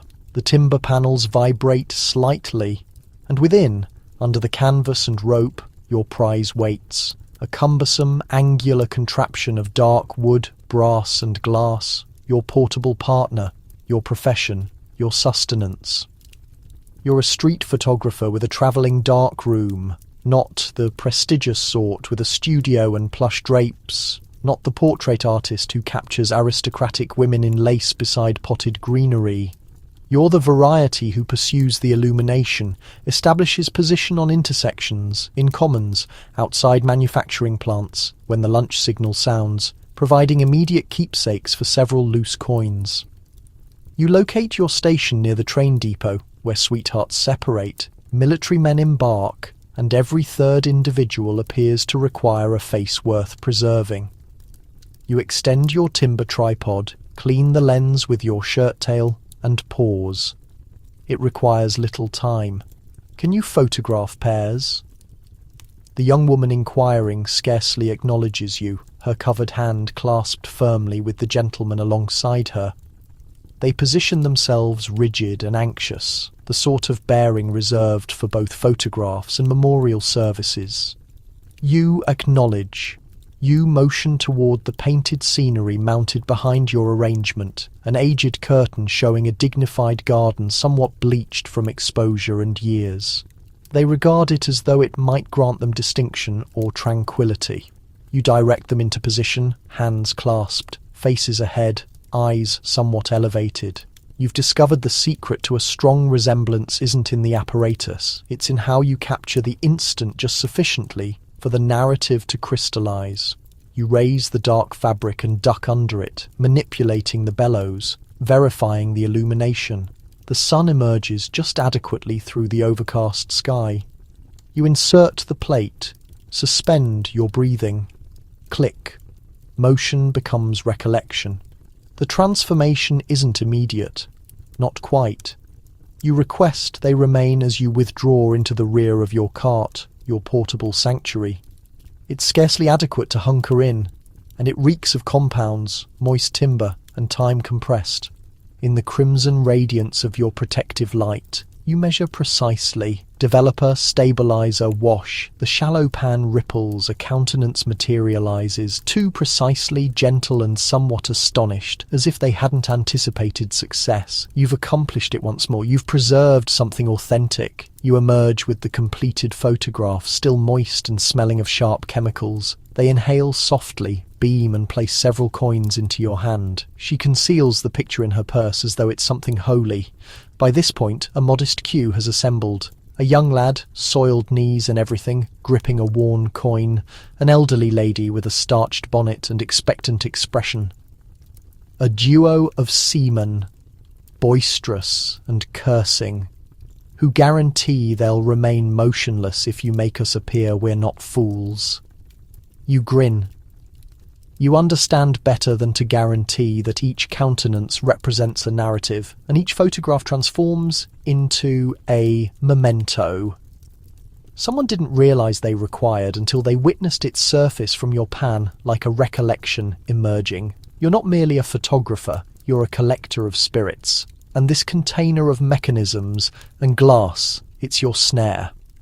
As the afternoon progresses, your digits stain darker, brown from the developer, crimson from the stabilizing compounds, the lines of your fingernails permanently colored with the silent testimony of your occupation. You've attempted gloves, but they deaden your actions. It's superior to sense the glide of the plate, the edge of paper borders, the delicate slickness of moist glass as the picture surfaces like breath detained excessively long. You've mastered the subtle techniques, a droplet of glycerin to introduce warmth to ashen countenances, a swift stroke of chalk to accentuate a neckline in darkness, a breath upon the lens immediately before the shutter releases for that gentle ethereal haze the women adore. Not every customer desires beauty. Some desire reality, or at minimum their interpretation of it. The manufacturing supervisor insists on displaying his pocket timepiece chain so it appears in the photograph. Must appear dignified, he mutters. The laundress requests you obscure the mark on her face. It's not my identity anymore, and a sailor once pleaded with you to render him taller. You positioned a timber crate under his soles and remained silent. You're not simply recording appearances, you're maintaining intention. Some approach you covertly. A young lady, trembling in her wrap, requests a portrait, but no identification, no monogram, no duplicate. You nod. You capture her image, and you never inquire why. The expression in her gaze communicated sufficiently. Youngsters, however, present the greatest difficulty, constantly fidgeting, shutting eyes, shifting at the final instant. You've created diversions, request they maintain a marble stationery in their grasp, or to imagine the camera represents a dragon, and they must confront it. The outcomes are frequently flawed but brimming with vitality, and sometimes there are individuals who simply position themselves before you and beam. No arranging, no demands, just their authentic selves. Those photographs persist in your consciousness longest. You maintain a personal container under your cart. Within, enclosed in fabric, are plates you never distributed. Abandoned customers, unclaimed instances, a portrait of a soldier who never came back, a lady who arranged herself with correspondence in her grasp, its closure intact, a youth with a canine that gazed straight into the apparatus as though it comprehended everything. You label them your phantoms. On wet afternoons, when nobody arrives, you occupy the dark chamber, examine the container and recall not their identities, those vanished long past, but the significance of their countenances, the manner they regarded you, not as a tradesman, but as someone who could suspend time motionless exclusively for them. You've never possessed a photograph of your own self. It seems improper somehow, as though being observed too distinctly would shatter the enchantment. Because here, beyond the apparatus, you're simultaneously invisible and omniscient. You're the perception that observes, the touch that composes, the silent designer of recollection. And when your final plate is stabilized and the concluding picture dries under the cart, you gather your tripod, secure the canvas, and proceed down the passage beyond the bakers, the lamp attendants, the yelling newsboys, with your phantoms trailing you and the metropolis, and forward, anticipating preservation. The chamber reeks of tea, flowers, stiffener, and something subtly citrus. Lemon polish, presumably, massaged into bone material. You occupy a varnished table under an elevated window, where illumination descends precisely, angled across silk paper. Your digits are already marked, your forearms unwavering. Before you rests a folded fan of pale satin extended across delicate crimson ribs of bone. It's unmarked, anticipating.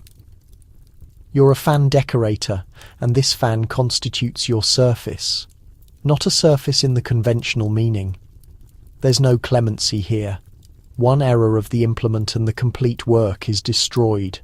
The satin disperses if you apply excessively, refuses if you proceed insufficiently.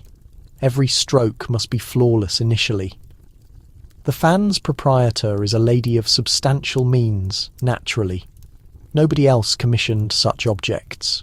She materialized with a sample of her formal attire and an imprecise requirement, something amorous but not excessively emotional. You comprehended precisely what she intended. You outlined faintly in charcoal basic contours. A lunar-lit garden, a couple of admirers neither excessively bold nor excessively reserved. You've executed this composition previously, but each interpretation is novel. An altered angle of the face, a more untamed blossom. A bird in the background, or absent. The pigment is blended with precision, colouring and gum arabic. A hint of egg white for sheen. Your implement is sable, slender as a needle. You decorate in movements tinier than a whisper. There's melody in the surroundings, a quartet subdued from the parlour beneath. It renders the touch smoother. It silences the recollection of your initial error years prior. A cherry blossom expanded excessively vibrant. The customer declined payment. You incinerated the fan in a drainage channel. You don't commit errors presently. Occasionally, while you decorate, you envision where this fan will travel. Into a covered grass but garden gathering party, elevated flirtatiously throughout a waltz, released deliberately at the soles of some gentleman who carries the scent of tobacco and anticipation. Will he retrieve it? Will she permit him? You've decorated fans that terminated betrothals, others that initiated romances. One was returned in fragments following a confrontation. Another concluded in the monarch's assemblage, though nobody acknowledged your identity. Fan decorators don't inscribe their creations, not formally, but you possess your indicators, a miniature insect near the perimeter of the secondary rib, a twist in the decoration that shouldn't exist, your concealed inscription, your modest defiance. As the afternoon elapses, you interrupt only to extend your digits. The darkness extends. The satin yields under your implement. The admirers materialize. The blossoms flourish. You don't decorate what's actual. You decorate what ought to exist. You decorate yearning, separation, the instant preceding a caress. And though you'll never grasp this fan subsequently, your touches will be recalled in every motion of the wrist that reveals it, every wave that attracts attention. By dusk, the decoration is almost complete. You incorporate the concluding particulars in quietness, a subtle silver application to the vapour, the sparkle of lunar light on a water feature, a darkness that suggests enigma but discloses nothing. The fan is fragile, but the narrative it conveys is calculated. Adequate suggestion to kindle imagination, insufficient to provoke speculation. That equilibrium is your genuine expertise. You've decorated fans for mourners, young ladies, companions, nobility, everyone. Varying countenances, identical requirements. They desire beauty, certainly, but additionally authority. A fan in the appropriate grasp is a dialect, a barrier, an instrument. You've absorbed the signals, whispered between attendants. A fan contact to the face signifies agreement. To the jaw signifies refusal. Revealed extensively, its attraction. Partially shut, its peril. Released signifies pursue me. You never acquired these signals from literature. You acquired by observing at the rear of formal halls. You positioned behind a relative who married advantageously, grasping her wrap, her beverage, her quietness. And you witnessed what fans accomplished when words couldn't be uttered. That's why you commenced decorating them, not as embellishments, but as instruments. The fan you complete today is among your finest. The creases capture the illumination perfectly, each rib a segment of a lunar-lit garden, each revelation a renewed breath of fantasy. You suspend it to the window and observe how it trembles. It performs, and it anticipates. You secure it cautiously in a cushioned container, transport it personally because fans, like confidences, should never be entrusted to couriers. The customer receives you in a dressing garment and jewellery, scarcely examining the container. But when she raises the fan, reveals it once, twice, and grins at her image in the looking glass, then you recognise she's perceived it. The gentleness of her endorsement is the sole praise you'll ever receive, but it's adequate. You proceed homeward with unoccupied hands, but marked fingertips. The fragrance of gum arabic adheres to your garments. You traverse gas illuminations, detect piano melody spilling from openings, and somewhere distant, an explosion of amusement from a gathering you'll never join. And yet your creation is already present. A fan decorated by your touch will glide through that assembly. It will wave near a waistcoat. It will shut with a crack acute enough to quiet a whisper. It will descend deliberately at the precise instant two gazes converge. Nobody will utter your identity. But in that brief instant interruption between observation and motion, your narrative will emerge. Because though the material may deteriorate and the pigment may fracture, the performance you orchestrated will animate again each time the fan is revealed. And that, in this metropolis of exteriors and refined realities, is a variety of permanence. You secure the panels to your frame like a mobile sandwich of timber declarations, one forward, one rearward. Decorated letters announce try Mrs. Bletchley's remedy for anxiety, digestive troubles, and ethical confusion. The words sway somewhat as you proceed, transforming you into a mobile section, a human signpost with limbs. You're a human advertisement carrier, and your assignment is straightforward. Be visible, not audible, not questioned, just detected. You commence your morning outside Charing Cross, merging into the surge of footwear and commotion. You proceed gradually, never excessively rapid, ensuring every word of your placard has duration to embed itself into someone's unconscious before they vanish into a railway compartment or a coffee establishment line. It's not distinguished, but it provides a coin or two, and the regulations are on the placards. Remain vertical, maintain motion, avoid water pools, canines, and youngsters who consider it amusing to rap on your rear panel. You execute your assignment in quietness, but your mind is distant from vacant. As you drift beyond butchers and tobacco merchants, you construct modest expressions in your thoughts. This manner precedes despair, with footwear deteriorated thin but characters prominent. A gentleman of communications, but never his personal. Nobody requests your perspective, merely the perspective of the panels you transport. This period, it's Mrs. Bletchley's remedy. Previous period, it was a bread shop. The period preceding, a legal professional offering discreet marital dissolution arrangements. No violence, no accusation. That particular one received several knowing glances and a pat on the shoulder. You don't recoil anymore when individuals recite your panel aloud, as though it's a curiosity. You're accustomed to the snickering, the ridiculing tones, the individuals who state he's presumably never even experienced anxiety or digestive troubles. You possess, you simply don't publicise it. There are familiar faces who encounter you on your path. One lady consistently provides a tranquil morning dear as though you're her somewhat unconventional nephew. A youth vends roasted nuts near the commons and provides you the ones that rupture prematurely. Your preferred, a gentleman with an umbrella who examines every single panel you don and never ridicules. He simply acknowledges seriously as though he comprehends. Occasionally, when the patron desires to be ingenious, you're provided accessories, a container of imitation medicine containers to transport in one grasp, a duo of sandwich panels suspended from the flank. Once a plumed headpiece with a placard that stated, "Don't observe my headpiece, observe my rear." You donned it, you detested it, you received compensation. The occupation is cyclical.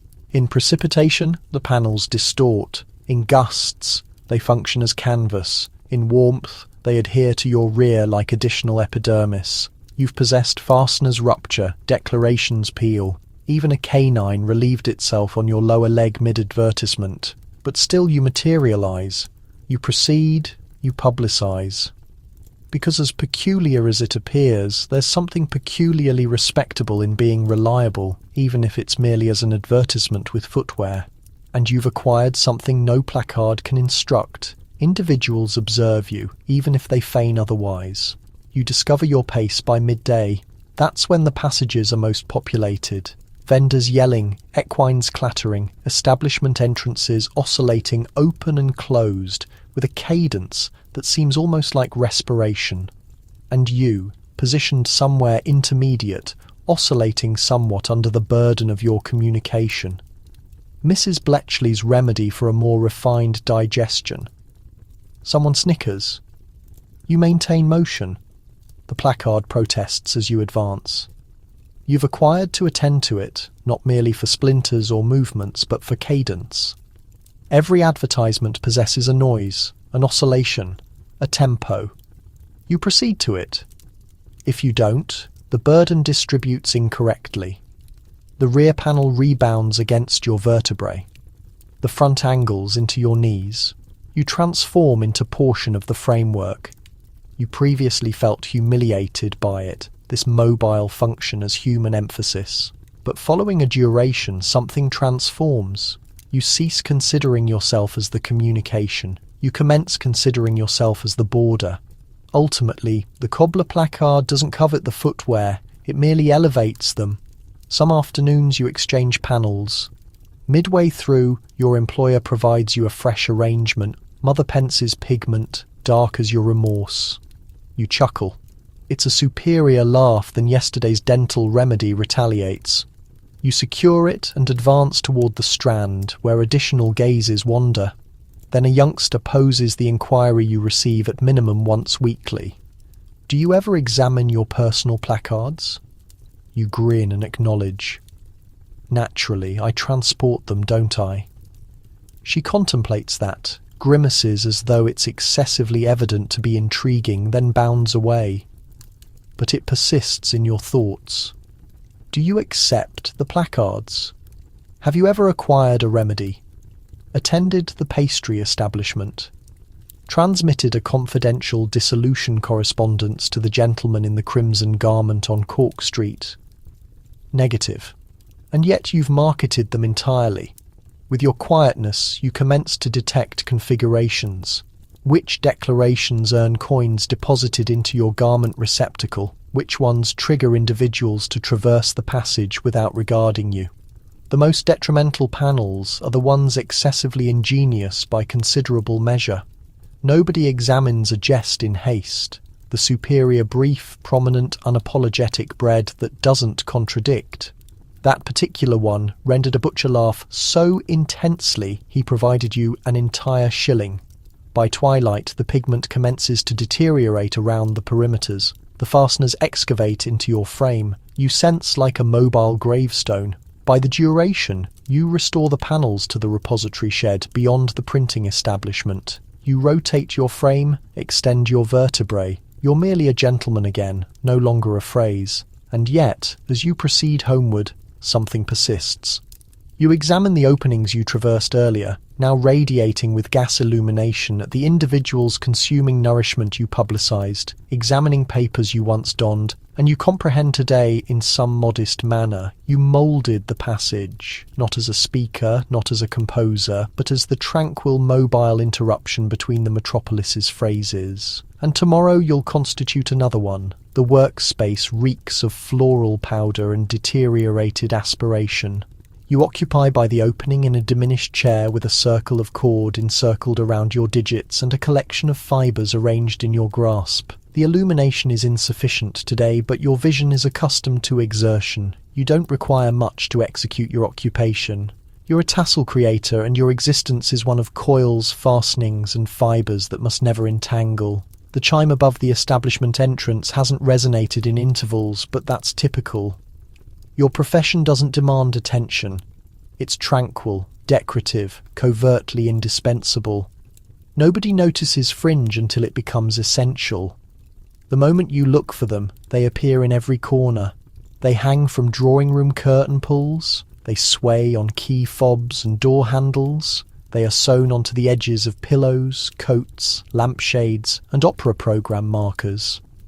They are even concealed within the folds of parasols, where the fine twisted loop gives a lady a secure, delicate hold. You craft each one by hand. It starts with the head, a solid core wrapped tight in thread until it is smooth and prominent. Then comes the skirt, where the threads are carefully brushed out like a tiny horse's mane. You cut, measure and bind. You fasten loops, add collars, and sometimes, if the patron is wealthy enough, you include beads. The process is steady, even soothing in its own way. Twist, pull, secure. You count in sequences of 4. You hum a quiet melody. You think about your work. Certain tassels are designed to complement a larger item, perhaps a footstool or a long coat. Your workspace smells of velvet remnants, thread and silk. The instruction is to make it sing but not scream. You understand the subtlety required. Once a gentleman requested a tassel for the tip of his walking stick. He said it was for panache, twirling his moustache as he spoke. You created one for him in green and gold, knotted in a spiral that reminded you of champagne bubbles rising. He bowed, lifted his hat and strode out looking like he had just received a royal title. Your direct customers are rarely the final users. They are usually interior designers, house managers, boutique owners with exacting tastes, a few hat makers and one particularly quiet harpist who insists on custom fringe for her tuning wrench. You work in stillness while the city rushes on outside. Sometimes you listen to the rhythmic click of horseshoes on the stones and imagine the journeys your tassels take, hanging from luxury carriages, swinging in formal sitting rooms where confidential matters are whispered under crystal light or tucked away in drawers beside vials of perfume and unposted letters. Once you recognized one of your creations dangling from the back of a duchess's chair in a newspaper sketch of a garden party. You clipped the image and kept it hidden for weeks before it was ruined by ink and thrown out. The shop's front window holds a simple display, a single red tassel with a brass cap posed as if frozen mid-swing. Most people walk right past. A few glance in, but the majority do not notice. But the ones who come inside, they know precisely what they are seeking. They have arrived for a particular item, a specific flourish, the perfect finishing detail. Something that moves when the door opens, something that whispers a promise. This, too, was considered. You keep your cords in old tea tins, organised by thickness and sheen. Your golden hues sit next to your deep crimsons. Your navy blues and olives share a container. The shades of white, ivory, pearl, bone and wedding cream are kept apart because they tangle if disturbed incorrectly. You have learned their temperaments, silk knots differently than cotton. Rayon frays if you breathe on it with too much force. Linen can be stubborn. In the morning fog, you gently guide each strand into its required place, like training a swarm of mice to march in a circle. Nothing is wasted in your studio. Even the short ends clipped from the tassel skirts like trimmed hair are collected for minor repairs, children's craft sets or the occasional spontaneous mouse toy for the alley cat who considers your windowsill her territory. Some days the requests are unremarkable. 10 matching tiebacks for a boarding house, curtain border for a music teacher's receiving room. But then the unusual assignments arrive, the ones that make the hours pass quickly. A travelling theatre company requires 20 tassels to match a phantom's cloak. They requested you make them swing with an air of menace, and you succeeded. A gentleman commissions 1 tassel with an ivory sphere and dark fringe for mourning. He offered no explanation. You did not ask for one. But when he returned several weeks later to purchase a second, this one in soft dove grey, you realised that something profound had changed. Then there was the bride, who wanted tassels on her gloves, so they will flutter as I wave goodbye. She paid with currency and a piece of almond cake wrapped in fine netting. You ate it slowly, by yourself. You never expected that making tassels would become your whole life. It started as a minor duty, back when you were sewing dress hems for a hat maker, but your tassels sold out faster than her hats, so you set up your own small table, began making your own loops, and established your own quiet enterprise. And now your fingers work purely on muscle memory. You can tie a thread head while holding a full conversation, and you could braid a cord in your sleep. You have produced thousands, some graceful, some absurd. One was shaped like a pineapple for a man who insisted on a tropical accent. You did not ask why. Your name is never attached to the final object, but you recognize your own labor. You see it hanging behind shop counters, draped over stage curtains, or dangling from a velvet rope in front of a museum exhibit where people lean in and completely overlook the fringe. But you see it.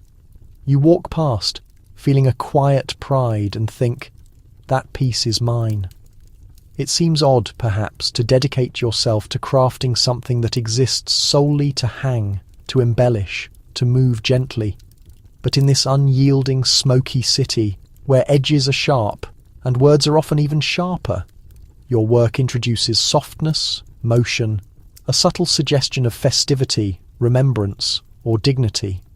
And as long as there are curtains that need drawing, doors that open, or memories that need pulling from the hem of a costume, someone will require a tassel, and that person will eventually find their way to you. You are up and ready before the church bells sound noon. Your apron is secured, your box is in hand, and your voice is tuned and prepared. You are a music sheet vendor, a travelling merchant of printed melodies, harmonies, and dreams in ink. Your merchandise is neatly folded. Pages of notes and lyrics are clipped at the corners and arranged by their suggested speed. You carry waltzes, sad songs, hymns, and comic pieces, some intended for the private parlour, some for the public house, and some purely for the soul. The city buzzes around you. Carts loaded with coal rattle by, street criers shout, and chimney sweeps whistle. But your own cry is softer. You offer new tunes from the theatre district, scores for piano and vocal parts. You call your delivery a sing-song, a cadence you have perfected to rise just above the general noise, but never so loud that it sounds desperate. No one trusts a desperate song. You position yourself near the music stores that refuse to hire you but appreciate the free crowd you attract. Outside tea rooms and close to schools where girls in formal bonnets carry sheet music tied with ribbon, hopeful for the chance to play something their governess did not select. Your patrons are varied. A man of middle age, with cuffs stained by oil, purchases a silly duet to sing with his daughters. A nervous young lady asks for something upbeat, but still respectable. For an afternoon performance, you offer her the mill wheel gallop, a proper, quick piece with just enough rhythm to gently raise the corners of a solemn mouth. Every song has its moment. You carry established favourites, The Lost Chimes, Gentleman Joe, Sailor's Return. But you also carry new compositions, from writers you have never encountered, printed on coarser paper, still slightly warm from the press. They arrive folded and unbound, and your task is to sell them as if they are destined to become the next national anthem. You have developed a skill for reading people. Some seek sadness, a slow piece in a minor key to match the mood of their past week. Others want a laugh, a fast dance, a hint of musical hall mischief. You draw each page like a card from a pack, matching their feeling to a melody. The profit margins are slim, and your earnings are even slimmer. A halfpenny here, a farthing there. You make more sales when it is raining. It is a strange fact, but true. There is something about damp weather that makes people yearn for lamplight and a melody. You keep your sheets carefully wrapped in oilcloth, tucked under your arm or inside a worn satchel. When the wind picks up, a single drop of water can ruin an entire page. You have lost songs to the damp fog before, and yet when the sun breaks through and you watch someone gently tap their foot to a tune they have not heard in years, it feels like pure magic. You are not a music writer, you are not a professional vocalist, but you facilitate the journey of songs into life, and in this grey working city, that is a significant role. By the middle of the afternoon, the streets settle into their familiar rhythm. Boots clip-clapping, babies crying, the faint, soft hiss of the lamplighters preparing their gear. You have moved into the quieter side streets now, where the houses are smaller, but the windows stay open and piano notes echo softly through the thin walls. You pause near one for just a moment and recognise the melody floating out. The Soldier's Lament, a piece you sold 3 weeks ago to a girl with smudged ink on her fingers and a smudge of dirt on her nose. She had hesitated over the price but bought it regardless, holding it tightly as if it represented something more profound than just notes on paper. You smile a little. That is the reason you continue. Every sheet you sell is more than just music. It is opportunity, a chance for someone to express an emotion they cannot articulate in spoken words. Joy, profound grief, deep yearning. All for just a few small coins. You put the power directly into their hands. You have witnessed its effect. The silent boy who never spoke until he played music. The widow who requested nothing but a slow piece for a single voice. The young housemaid who hid her sheet music beneath her mattress, practicing late after everyone else had fallen asleep. You have sold to formal churches and large choirs, to pub pianists and Sunday school teachers. Once, you even sold a piece to a street magician who incorporated a printed waltz into his performance. He claimed it made the doves fly on cue. You did not inquire how he managed it. Not every transaction is pleasant. A man once purchased a romantic ballad only to tear it in half when he saw his former fiancée across the street. You immediately offered him a drinking song instead. He laughed, accepted the song, and tipped you double. Some customers only want the lyrics, scribbled onto a piece of newspaper or copied into tiny pocketbooks. Others cannot read music but ask you to sing a single line so they can capture the feeling. You agree when your throat is not too raw, your voice is imperfect, but it is sincere. And on the days when the light fades early and your legs feel heavy with fatigue, you still carry your bundle as if it were pure treasure. Because you never know when someone will ask for the exact right song, the one they never even knew they needed. You walk past a bakery and the shop girl inside waves at you. You sold her a polka last winter, and she played it at her cousin's wedding. She later told you it got the entire family dancing, even her elderly uncle who had sworn off happiness after his crop of potatoes failed. You wave back softly, feeling a sense of inner warmth. At the close of the day you count your money, worn smooth and darkened with use. You smooth out your remaining sheets, carefully refold the corners that have bent, and place the most optimistic piece on top. Either spring again or the road home, depending on the way the evening air feels. And as you walk back through the dimming streets, your satchel lighter and your heart surprisingly full, you hum one of the melodies out loud, soft and steady, just loud enough to bounce off the brick walls, because you are the city's quiet song seller. And in the spaces between the loud clatter and the coal dust, you provide London with its tune. You pull your small cart along the alleyway behind a bakery where the jars are perpetually warm from being near the ovens. You are a glass jar collector, and while your trade may sound unremarkable, it is one of the most silently essential professions in your entire district. Your eyes constantly scan windowsills, shop entrances, small backyards and pub counters. You are searching for the subtle shine of empty jars, tiny ones with narrow openings that once held jellies, square ones that were used for mustard or relish, taller vessels from chemists' shops or hair salons. You knock gently on the back doors of businesses, offering a soft, well-rehearsed inquiry. Any glass for me today, whole or cracked? I accept both types. Most days, the answer is yes. In Victorian Britain, glass is highly valued. It is capable of being reused, cleaned, and resold.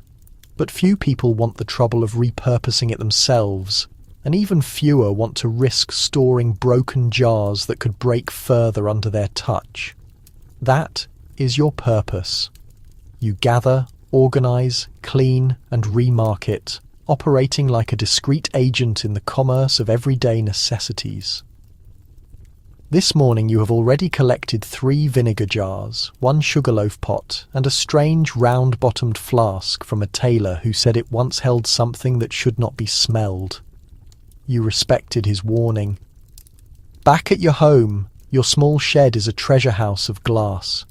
You have constructed shelving along all the walls and lined them with jars sorted by their size and clarity. Some are spotless, perfect for resale to candy makers and grocers. Others are chipped or hazy. But you know an apothecary who actually prefers that look. He claims it gives his medicinal tinctures a sense of ancient authority. You are not against minor mending either. You have learned how to smooth down a jagged edge, soak off impossible labels, and seal a cracked lid using wax or a rubber-like substance. You once even repaired a broken jar using egg white and lime, an old technique passed down from an elderly relative who once made ink in her fireplace. But you do not just sell them back to the shop owners, you also trade with glass blowers who melt the unusable rejects down and pay you according to their total weight. And occasionally a housemaid or a baker's wife will offer you half a loaf of bread or a pot of lard in exchange for 3 matching jars. A fair exchange, you always agree. You consider it one of your proudest moments when you spotted a line of your rescued jars on the front window display of a respectable chemist's on a main street, each one filled with dried lavender and labelled with elegant handwriting. You kept your silence, just stood outside for a long moment, admiring your unacknowledged contribution to the city's complex order. You're not seeking fame, you are driven by usefulness. You are the quiet force of recycling for a city that discards much more than it realises. And at the end of the day, when your hands carry a faint scent of vinegar and candle wax, and you have exchanged 20 jars for 2 shillings, a kind word, and a meat pie, you feel a peculiar sense of accomplishment. Because in a world powered by machinery and soot, you have discovered a way to make the smallest objects matter once more. You walk past a row of brick townhouses where the kitchen windows are always fogged in the winter, and you know exactly which families will save their glass for you without being prompted. Some even give them a quick rinse, while others hand them over still sticky with molasses or crusted with mustard seeds. You accept them all. You are not particular. Down near the docks, you have an unspoken agreement with a fishmonger who saves his vinegar bottles and the small jars that once held pickled onions. You trade him for bundles of kindling, which are wood scraps you gather from the barrel maker's yard and split by hand. You're a collector, but you're also a vital link. Your network of connections spreads silently throughout the city. The baker who needs jars for his gooseberry jam knows to send for you. The widow who makes scented hair pomade in her basement requests your smoothest jars with perfect lids. And there is an old man 2 blocks away who will only purchase from you because you never give me one with a broken bottom. You have established a reputation now, and it is interesting how people start to treat you like a permanent fixture. Children wave when you pass by. One even drew your cart in chalk once. It was crooked, but it warmed you for the rest of the day. A grocer once offered you a glass of ale, simply because you always look like you are deep in thought. But what you are usually thinking about is glass. The way it warps, the way it catches the light, the best method for stacking it so it does not chip. Whether a light green jar with a slender neck would be better suited for a flower shop than for a bakery. You think about the histories these jars hold, the spices they have contained, the meals they have helped create, the tiny hands that once stole jam from them late at night. And you consider how strange it is that something so delicate can often outlast most other objects in this urban setting. Sometimes you find beauty in the damaged ones, a crack that gracefully curves like ivy, a small air bubble trapped in the side like a frozen tear. You have kept a few special ones tucked away in a drawer. One holds your buttons. One keeps your chalk dry. One, your absolute favourite, is filled with smooth riverstones from the nearby river, each one worn dull by centuries of flowing water. At night, when the streetlights flicker and you are back at your home, you line up the day's discoveries on your work table. You rub each rim until it is clean with an old piece of fabric. You separate the very sharp ones for melting. The finest pieces you polish until they shine. And as you clean your hands and look over your collection, simple, clear, imperfect, you realise something important. You do not merely collect jars, you collect unspoken stories. Not the narratives people share out loud, but the ones they leave behind. Embedded in the glass, within the dirt, in the slight grooves you can feel with your thumb, and in the quiet rumble of your cart echoing down a brick-lined street just after the sun has set. Perhaps, just perhaps, London listens in return. You sit beneath a canvas sunshade, your knees together, the scissors catching the light in the filtered sun. You are a silhouette artist, and your hands are the only necessary instruments. You need no paint, no charcoal, just black paper, a pair of finely sharpened scissors, and an instinct for the invisible contours that define a person's essence.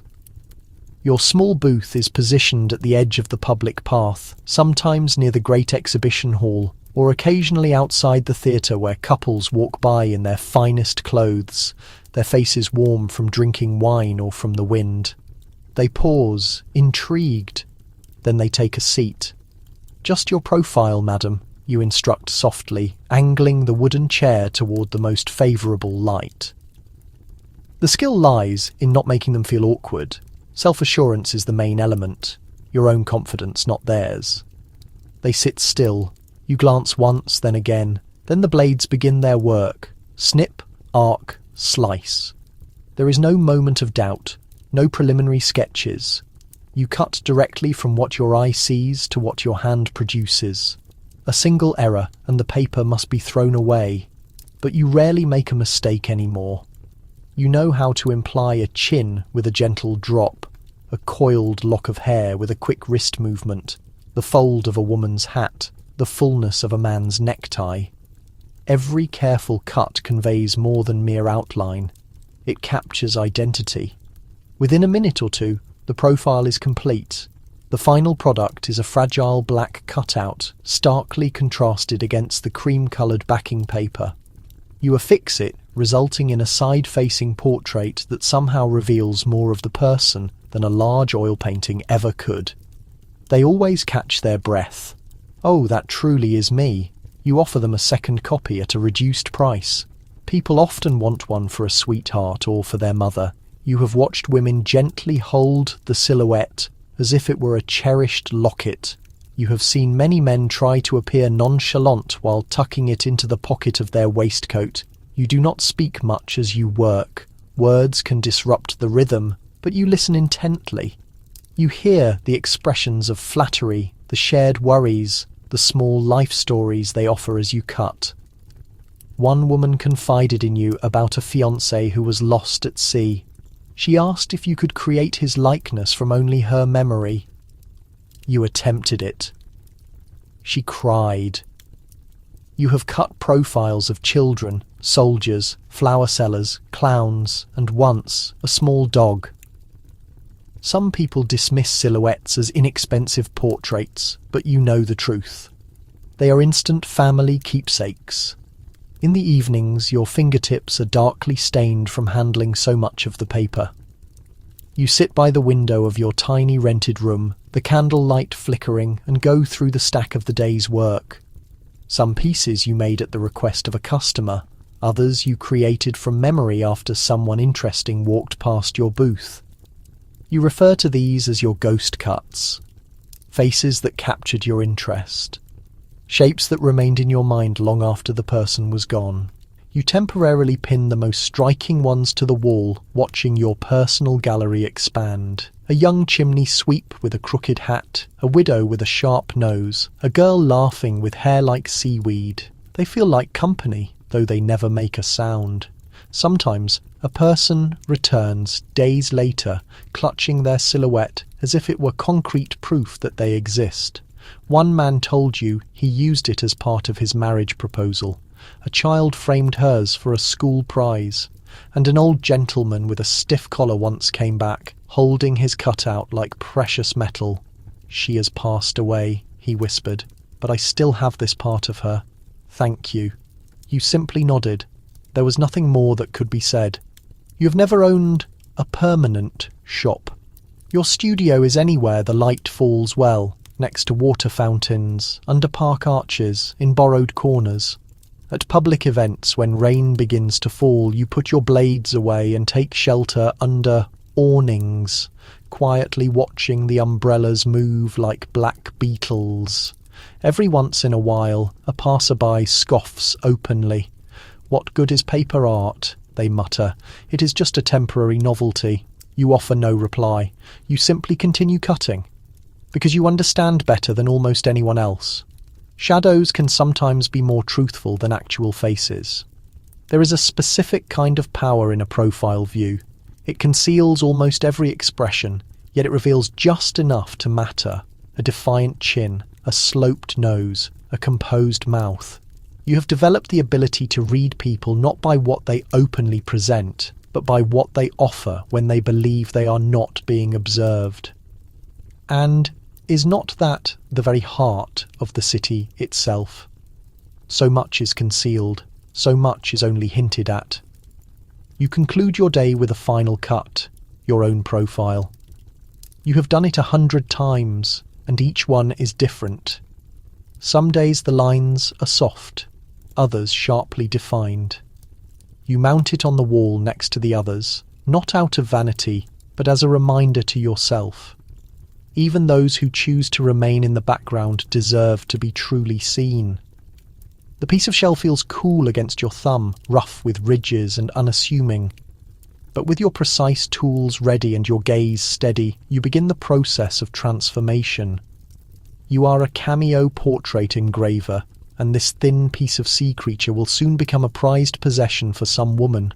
The substance you work with is not just any common shell, it is often the helmet shell or a type of bandage shell valued for its natural layers of colour. Pale white over a reddish orange, or cream over a dark grey. These colour layers are essential because your unique art lies in carving in depth, where each careful incision removes a layer of shadow to reveal the light beneath. You sit near a window to capture the best light, with a magnifying lens over one eye, the air around you faintly smelling of vinegar and polish.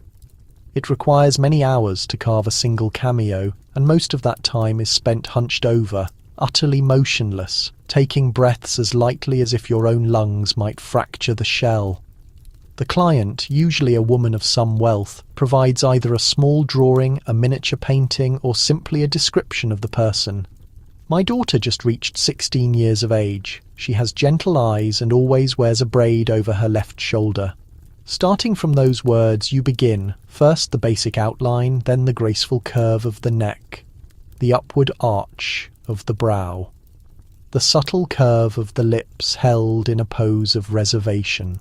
You carve upwards, always lifting toward the point of most light, so the subject emerges from the shell like a soft phantom.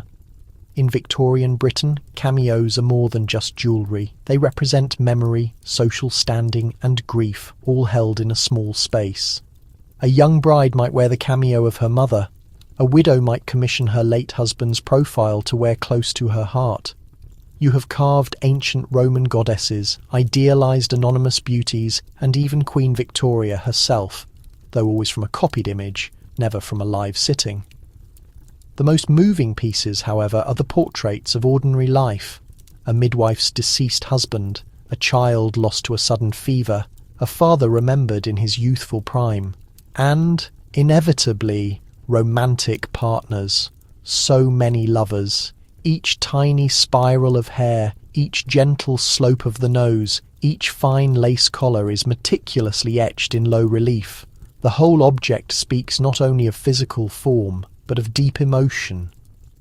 At the close of day, you place your unfinished pieces in drawers lined with velvet, being extremely careful not to scratch the smooth surface. A single careless slip can undo days of dedicated labour. You have heard of other carvers throwing completed cameos into the fire over a single chipped eyelash or a slightly uneven cheek. But you have also seen women weep when they finally hold the finished piece in their hand. There is a precise moment, a silence, when they turn it gently in the light, seeing the face of someone beloved rising subtly from the shell, as if time itself had momentarily reversed. That moment is what you truly carve for. Of course, the simple tools are never sufficient by themselves. You utilize steel engraving tools, fine needles, and scrapers. But your true instruments are your enduring patience, your capacity for recall, and your silent fixation on light itself. A perfectly carved cameo does not just show a face, it seems to softly glow. You have accepted commissions from all social strata. Once, a duchess brought you a small piece of silk ribbon and asked if you could replicate the precise way her brother wore it in his military portrait. Another time, a coal merchant's wife paid you in small monthly installments for a cameo of her child who had died young. You carved a single daisy into the background, because she explained he always picked them for her. Your workshop is not luxurious. It is a small corner, a worn wooden bench, the fine shell dust accumulating in a shallow bowl. But here, in this humble location, beauty is gently brought forth from the heart of the ocean. You have heard tales of factories attempting to mass-produce cameos with machines. They are soulless copies, every single one identical, but your customers always return, eventually. The machine-made ones are too flat, they complain, too devoid of life. Because what you provide is not merely a manufactured item, it is a piece of memory. Sometimes you find yourself quietly humming as you work. Old religious songs, street tunes from your early life, or sometimes nothing at all. Just the sound of your breathing and the gentle scrape of the shell beneath the steel point. It is a meditative process, restorative, almost healing. You have never created a cameo of your own face. It feels too self-indulgent, too unsettling. But perhaps one day someone else will request it. A young apprentice, perhaps, or a niece who remembers. That your fingers always carried the faint scent of vinegar and dust. And if they do, if they carve your face with the same painstaking attention to detail, you hope they include the subtle imperfections, the slight tilt of your mouth, the groove where your spectacles rested, and the barest hint of genuine pleasure in the corner of your lip. Because more than anything else, your cameos have always been honest, softly, silently, and always in profile. The heat rises in visible waves off the cobblestone road as you wheel your small cart into its usual spot. It is deep summer in the city, what the newspapers are calling a scorcher of a day, and children are already running through the streets with sticky fingers and flushed cheeks. You are a penny-lick vendor, and today promises to be extremely busy. Your equipment is simple and essential. A large metal pail filled with fresh, hand-churned ice cream, a wide-handled serving scoop, and a collection of thick glass cups. They are heavy at the base and have a shallow depression at the top, just enough space for one or two quick bites. It does not look like much of a luxury, but for most people it is a small, sweet indulgence that instantly cools the tongue and brightens the entire afternoon. You call out your options. Vanilla? Lemon. Only a penny. Mothers tightly holding their shopping baskets pause. Young chimney sweeps drop their caps and hurry toward you. A gentleman even lifts his hat, giving you a coin for his daughter who is wearing lace gloves. You scoop the ice cream, plop a dollop into the glass, and hand it over carefully. The child licks with great enthusiasm, and when they are done, they return the cup and you wipe it quickly with a damp cloth before offering it to the next person waiting in line. Yes, it is not the most hygienic of practices, but this is the 1880s and nobody questions the penny lick, except maybe the government health inspectors. They have recently begun to murmur about sanitation. One published article wrongly accused penny licks of transmitting an infectious disease. Another labelled them dangerous vessels of illness. You hear faint whispers of an upcoming ban, but for the time being, the law remains on your side, and the length of your line proves that no one is overly concerned. You keep moving through the different areas, between the public gardens, the loud markets, and near the main bridges. In this extreme heat, the ice cream begins to melt rapidly, but that, ironically, is good for business. Better hurry up, you advise the customers. It will not last long in this heat. Children pull on their mother's sleeves, begging for a turn. You sell 20 servings back to back before you even pause to take a deep breath. As the sun reaches its peak, your working rhythm intensifies. Scoop, wipe, repeat the motion. The glass becomes slippery in your hands, and your cleaning cloth is completely soaked through by noon. You sometimes replace it with a cleaner one tucked into your apron. But let us be honest.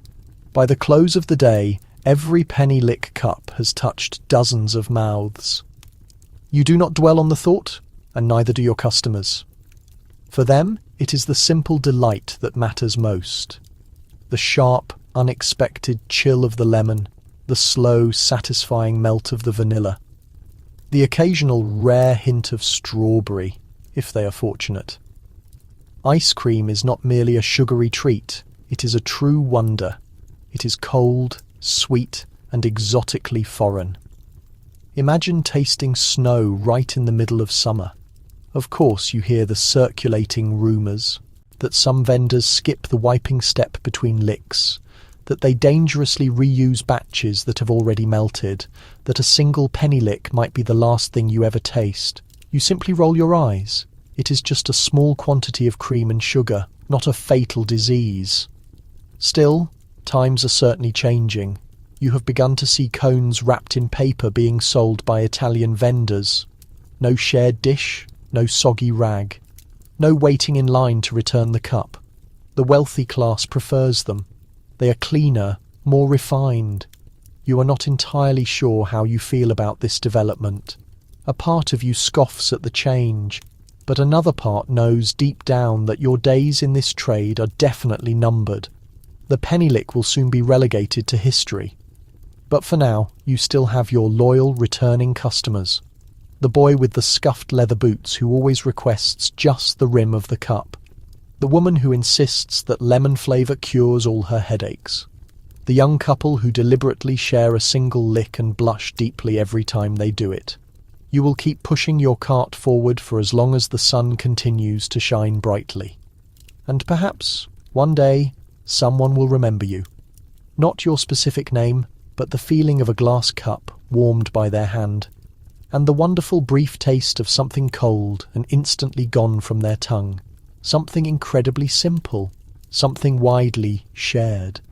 Something that for the price of a single copper penny transformed a frantic, crowded city into a small, perfect moment of pure magic. And now, as the lamps begin to dim across the cobbled lanes of your mind, you feel the cumulative weight of the day settling like a fine dust on an old velvet cloth. You have wandered through the narrow alleys of gaslight and elegant lace, heard the distant sharp clack of scissors and the soft, gentle brush of a fine hair on a folding fan. You have savoured the tiniest scoop of lemon ice from a shared glass, turned delicate cameos over in the palm of your hand, and watched a perfect silhouette take shape in jet-black paper, like a soft, breathy whisper echoing from the deep past. Victorian Britain was a world of more than just roaring steam engines and endless soot. It was a realm of specialised, quiet trades and curious, meticulous hands. The unrecognised, the completely forgotten people. Individuals who meticulously carved out their entire existence on shells and in shadows. People who rang simple bells, carried glass jars and unspoken histories, and sold sheet music on bustling street corners. You will not find them listed in the major history books or commemorated in grand marble statues, but tonight they have found a permanent residence in your own memory. So, take one final deep breath through that gaslit window. Listen for the soft, gentle scrape of chalk on a slate board, the clatter of a puppet show being carefully packed away for the night, the light, feathery hush of a duster cleaning a velvet theatre curtain. It is all gently fading now, like the final lingering notes from a tiny music box. You feel warm, you are secure, and your long imagined journey, for now, is finally complete.